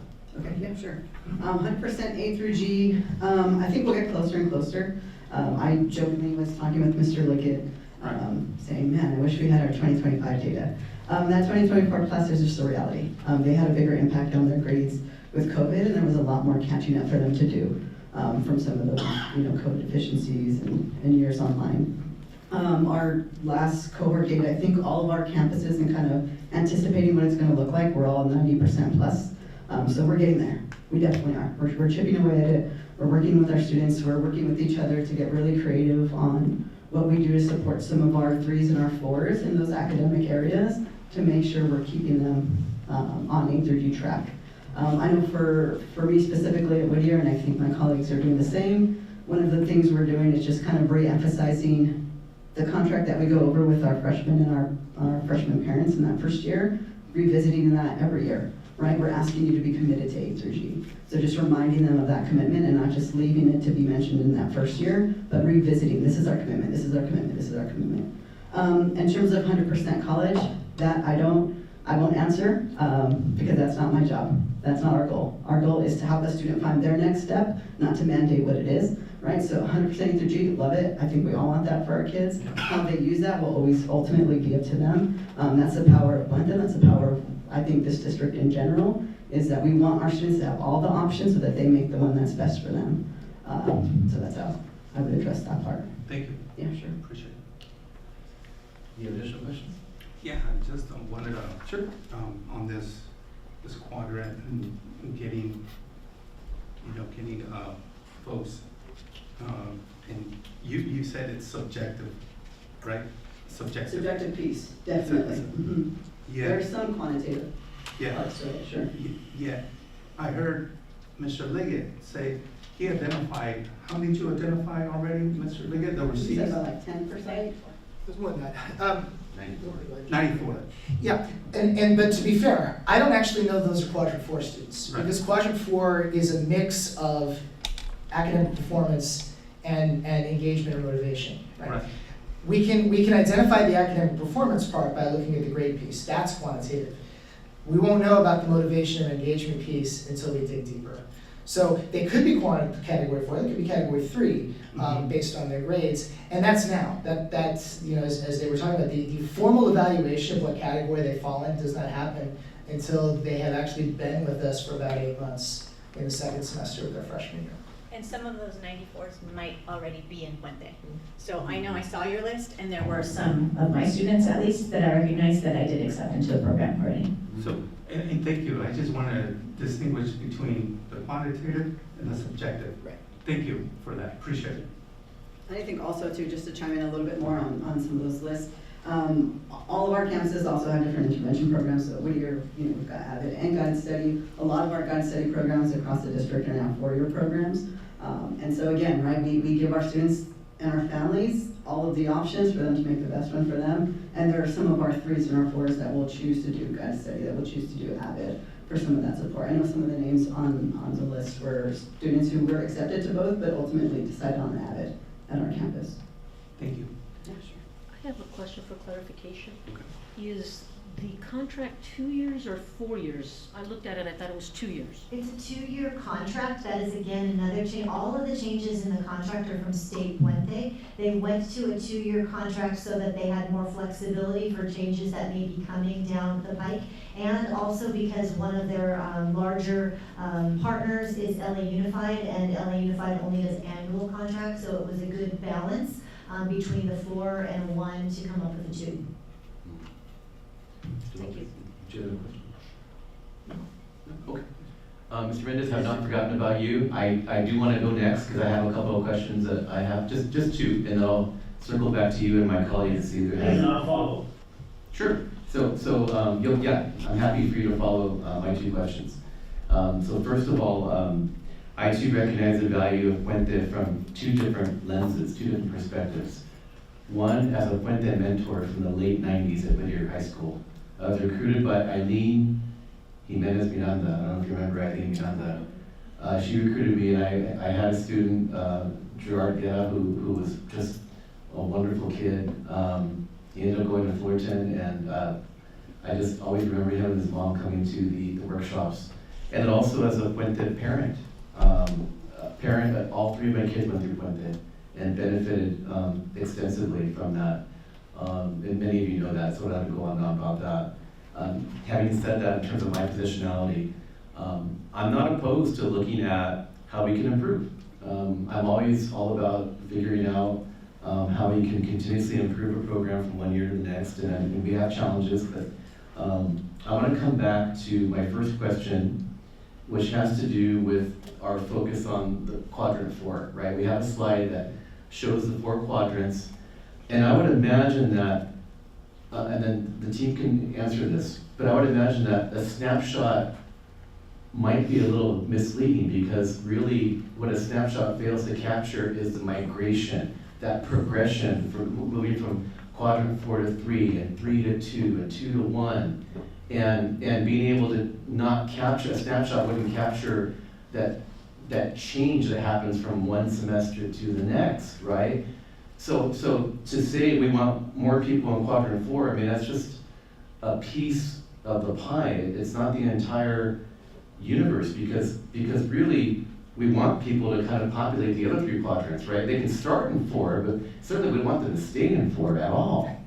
So I just wanted to note that, just in terms of understanding kind of what we're after. And then in the spirit of moving folks from quadrant 4 to 3, 2, and 1, I want to go back to that process that was discussed by a couple of you, and I really appreciate it. The detail you went into in having conversations with our feeder school districts, the teachers, the counselors that can tell us about the kids, can share stories. Again, there's the storytelling of Puente Power once again. But being able to tell the stories that sometimes the data doesn't capture. Because I think getting the data is important. But could you walk me through what does that look like, and how could that be helpful in our, and a lot of my colleagues agree with, or I think join me in our concern to try to find folks a little earlier, try to identify students that could benefit from Puente a little earlier. Help me understand what that process looks like in terms of the conversations with the counselors and what happens at the Future Frosh Night that 8th graders come to, and what happens if they don't go to Future Frosh Night. How can we capture those students as well? So if maybe one or two of you can speak to that, that'd be really helpful. Thank you. So in terms of kind of our outreach, I'll start with the most recent one, right, Beyond Future Frosh Night. We all do visits to our feeder schools, general visits that we do with all of the incoming 9th graders. Some of us will also do more specific follow-up visits, and that really just comes with that relationship that we all have with the counselor at those feeder schools. I know I have Gato Edwards, who is constantly, emailing me saying, I have these 3 English classes, these teachers have a good chunk of students that they think are good for Puente. Can you come in and talk to all 3? And I know that's anecdotal, but I know from our collaboration as counselors that we all have those ongoing conversations with the counselors at our feeder schools, that we built that relationship over the years to go in and get that, not just across the rising 8th grade, but again, also with some really specific English classes, because those teachers know us and are willing to give us extra class time to kind of help with that application process. I know, and I'm willing to bet this happens across the campuses. I'll always have, this year I think I had like 5 students that Gato was like, hey, or Gato had 2, Melissa at Edwards had another couple that were like, hey, they're really good for Puente. I think we just need to put them in the class and do the application part once they're there, kind of like what Mr. Liga was sharing. And we'll all do that. We always, I think, have like 1 or 2 students that we just know need that kind of more supportive and opt-out versus opt-in process for their characteristics and for their family dynamics. So we have, that's where that relationship comes in, is in them kind of keying us into that and hand-holding them over to us. Thank you for explaining. Also, I think for Ms. Elisa and myself, one of our feeder schools, Hillview, now has Puente at the middle school, so I know it was brought up, so we got it in there. That has helped us with that process. The counselor there is able to say, hey, the student's great in our Puente program. We still interview or meet and greet them, and but they're like, yes, this would be great. But same, so we do have those relationships with our colleagues at the feeder schools, and so they are able to help support us in identifying students that would be great. And we also, I want to just touch on something, we're not missing students either. So all of our sites, as you guys know, have excellent other programs. And so specific, I think, to Cal High is the 5 academies, right? So like I mentioned when I was talking about the recruitment piece, and I go and I talk about some of those programs, I do say, if you are passionate about auto, about business, about culinary, then I recommend that you do that program. Those programs start in 10th grade. So the students that may not come into Puente, it doesn't mean that they're out with no life raft. It's just that they're gonna be linked up to something later on because maybe they were passionate about something else. So I wanted to just tie that into that, we have amazing programs in our school district, and so students are taking advantage of those. And so because their schedules are tight, at least for Puente, we just tie them into their English class, and the academies tie them into their other classes, they cannot be in both programs at the same time, at least on our campus. So. Thank you, appreciate that. And in terms of the going back to the budget increase, which I know came up a couple of times, later on tonight, we're going to be hopefully approving our LCAP. And so that's an opportunity for us to continue to invest robustly in our Puente program. And hopefully the board will have a chance to talk about the value of Puente in that context, but that's for later on tonight. Yes, I see Mr. Lopez's hand, and Mr. Mendez, I think you were next. Yes, thank you, Mr. Chair. You know, I think communication is key between the board, the superintendent, and staff. Because when I sat down with Dr. Oviedo, and I've been informed that if the change in the contract was a concern for the administration, DI, I would have totally agreed that that was the best thing to do.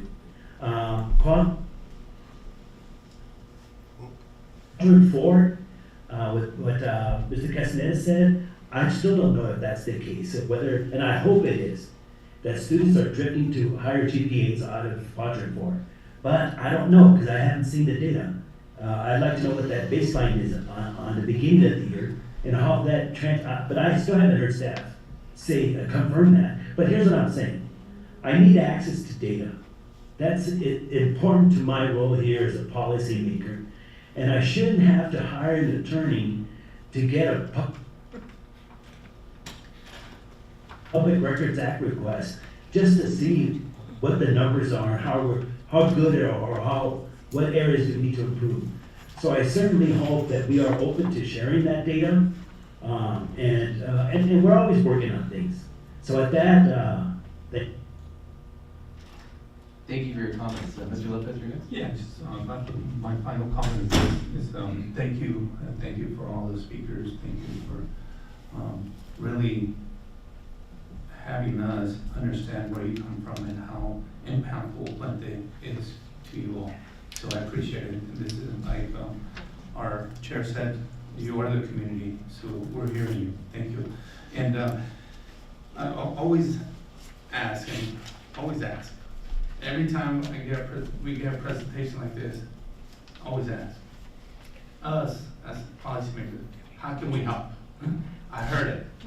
More money. Thank you.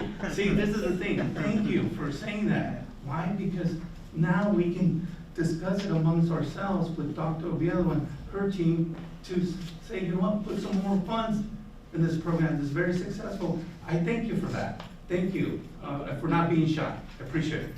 Thank you. Thank you very much. I think those were our final questions. So presentation team, excellent. Thank you so much for being here. I know it's longer than usual on a late June evening. And I appreciate all the work you put into preparing the presentation, delivering the presentation, answering our questions, and the work you do for our kids. Even during the holidays you're working. I know you are. Picking up that phone, answering emails for students over the Thanksgiving weekend, over the Christmas break, spring break, all the threshold times when students are trying to just demystify the college application process and everything else in between. So on behalf of the board, thank you very much for all your blood, sweat, and tears for what you do for our students.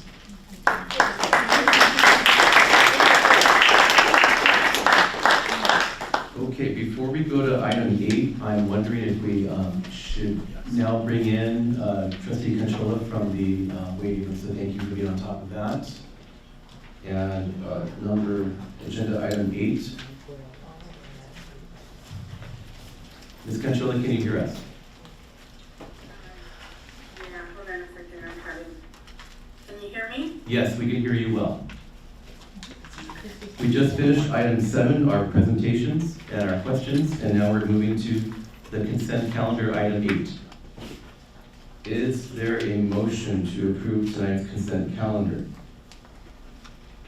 So moved. Second. It's been moved by Trustee Conchola, seconded by Trustee Lopez. Any discussion? Actually, there's no discussion on consent. All in favor, please say aye. Aye. Aye. Aye. Any opposed? Any abstentions? Seeing none, the ayes have it. Thank you very much. That brings us to item 8.02. We consider approval of travel on school business. No.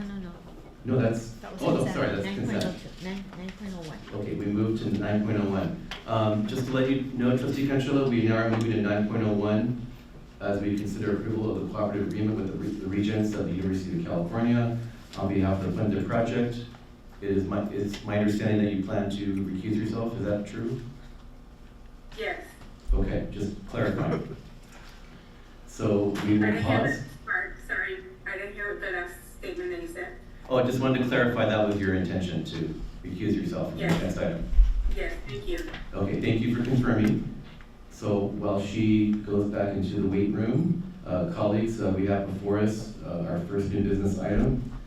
As we consider approval of the cooperative agreement with the Regents of the University of California on behalf of the Puente Project.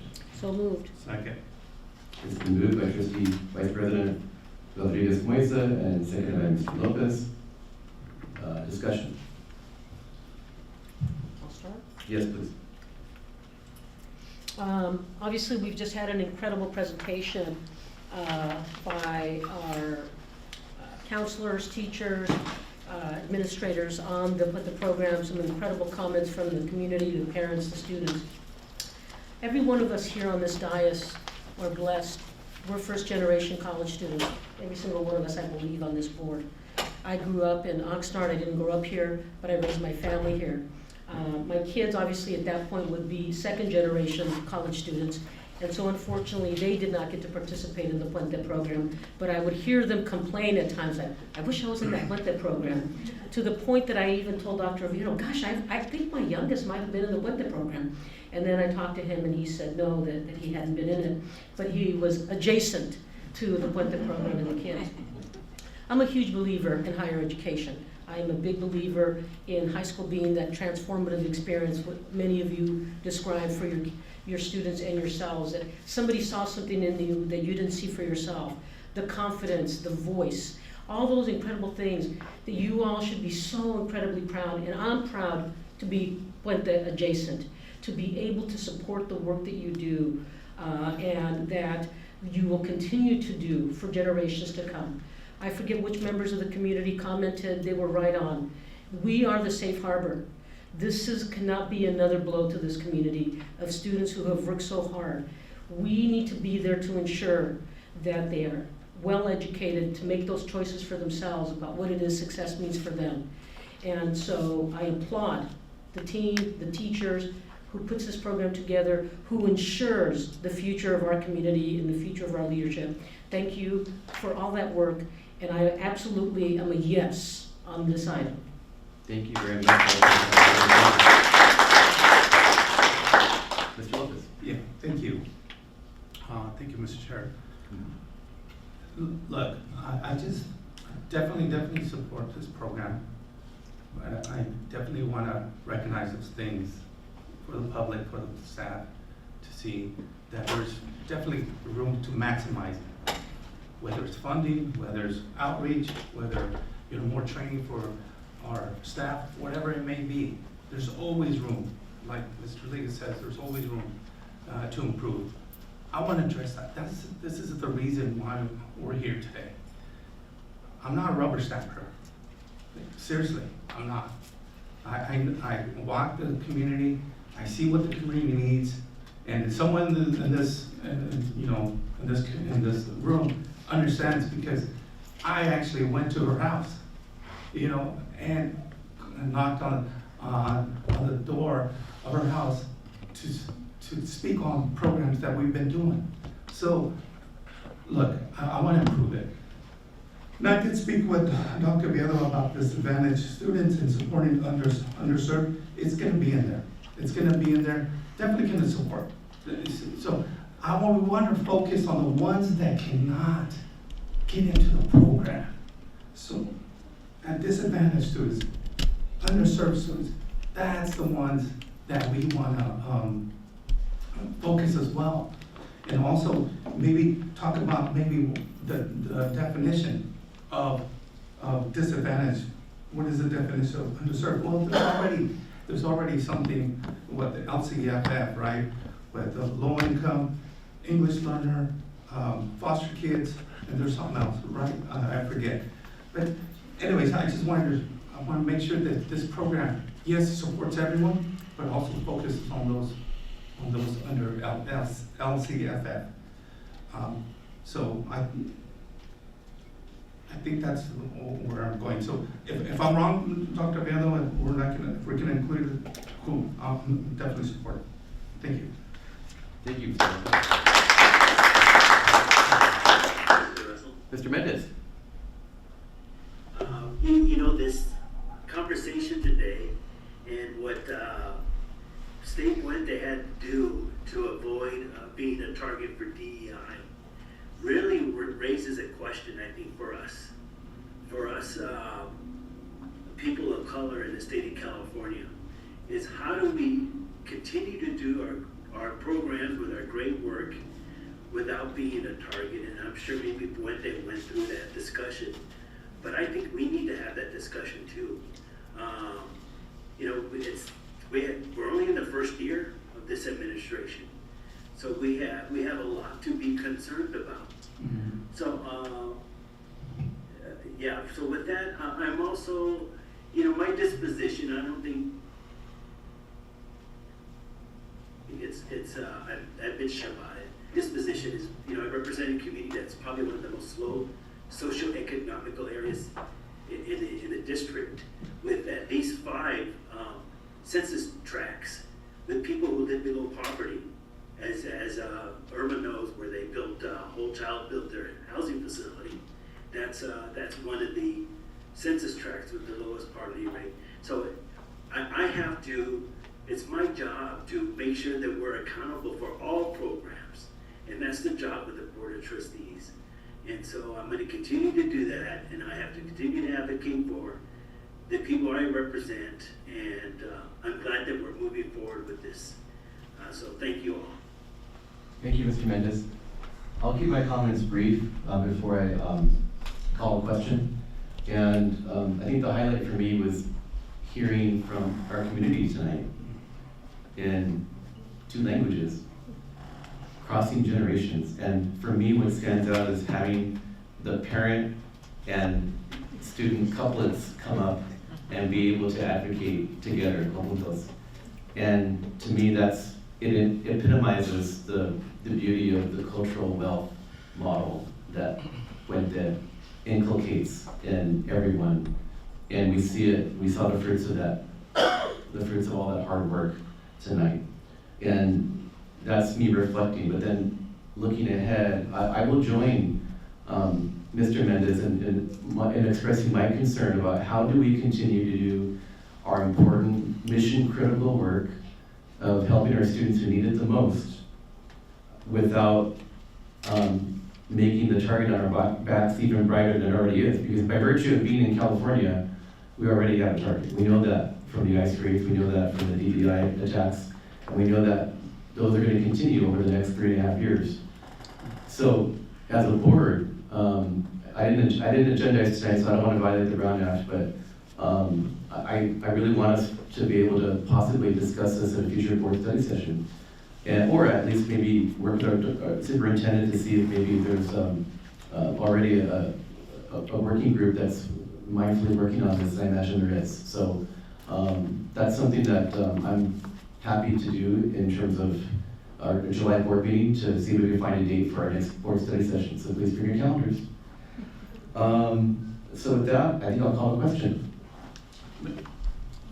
Mr. Chair? Yes, I just want to make sure that, and I just want to ask legal counsel, we do have, if I may. Please, yeah, please. The red line version here, it does include disadvantaged students and supporting the underserved. Did speak with Dr. Beal that this is the final version, but the one. Dr. Oviedo, did you want to speak to that? Yes, please, because I don't think Mr. Gallagher is going to know. So the redlining was done at the request of a board member, and that it should have been redlined out, because the version that you are approving is in board docs, and the version that Puente gave us, because of concerns regarding federal funding, have removed a slight they've removed the words educationally disadvantaged students. So that is the version on board docs that was posted, and that line should have been redlined to reflect the Puente agreement. Does it take away from? It does not. Does That is it- all does in it- the whereas, but the program components Okay. that were described and implemented by our counselors and educators tonight are, the program is remaining intact with our efforts to continue to improve the number of students who are in quadrant 4. So as point of clarification, we are approving the contract that is in board docs. Thank you. Thank you. What she said. I'm sorry. Colleagues, any other questions? Thank you. About contracts. Okay, all in favor, please say aye. Aye. Aye. Aye. Aye. Any opposed? Any abstentions? Okay, the contract passes 4-0.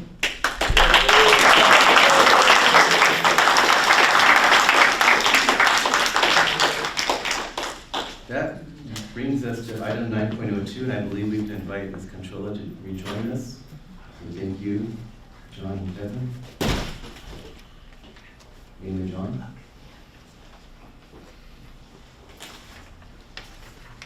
We'll pause while we. Thank you. Have a good evening.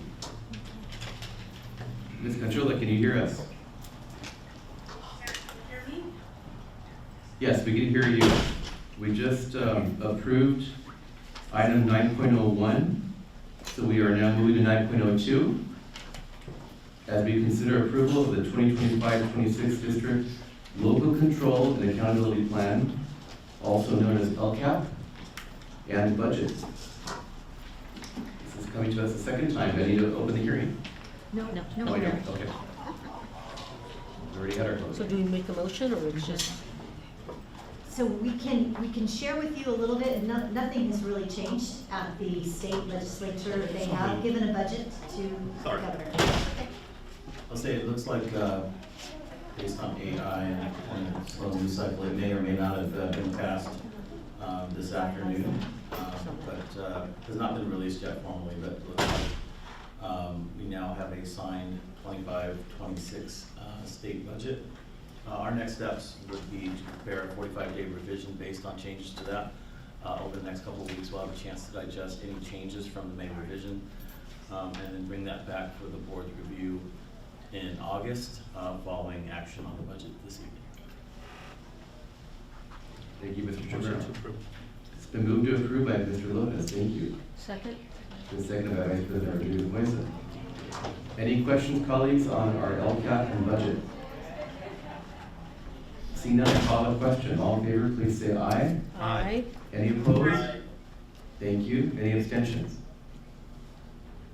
Okay, seeing none, the ayes have it, 5-0. Thank you very much. And thank you to everybody who worked so hard on the LCAP and the budget. Thank you to our community who came to our LCAP sessions all year long to give us their input and their feedback. 9.03, we consider approval of the personnel report 2425-/13, and report of resignations. Thank you. It's been moved by Mr. Lopez. Is there a second? I'll second. So moved. Thank you. It's been seconded by Trustee Rodriguez Moisa. Thank you, Mr. Mendez. Any discussions? Seeing none, I'll call the question. All in favor, please say aye. Aye. Aye. Aye. Any opposed? Any abstentions? The ayes have it, 5-0. Thank you very much. Given that we finished our closed session, that moves us to adjournment. We are adjourned to our next regular board meeting, which is scheduled for Tuesday, July 15th. So moved. Second. Move to adjourn. Okay, all in favor of adjournment, please say aye. Aye. Aye. The ayes have it. We are adjourned. Thank you, everybody. Have a good evening. Second.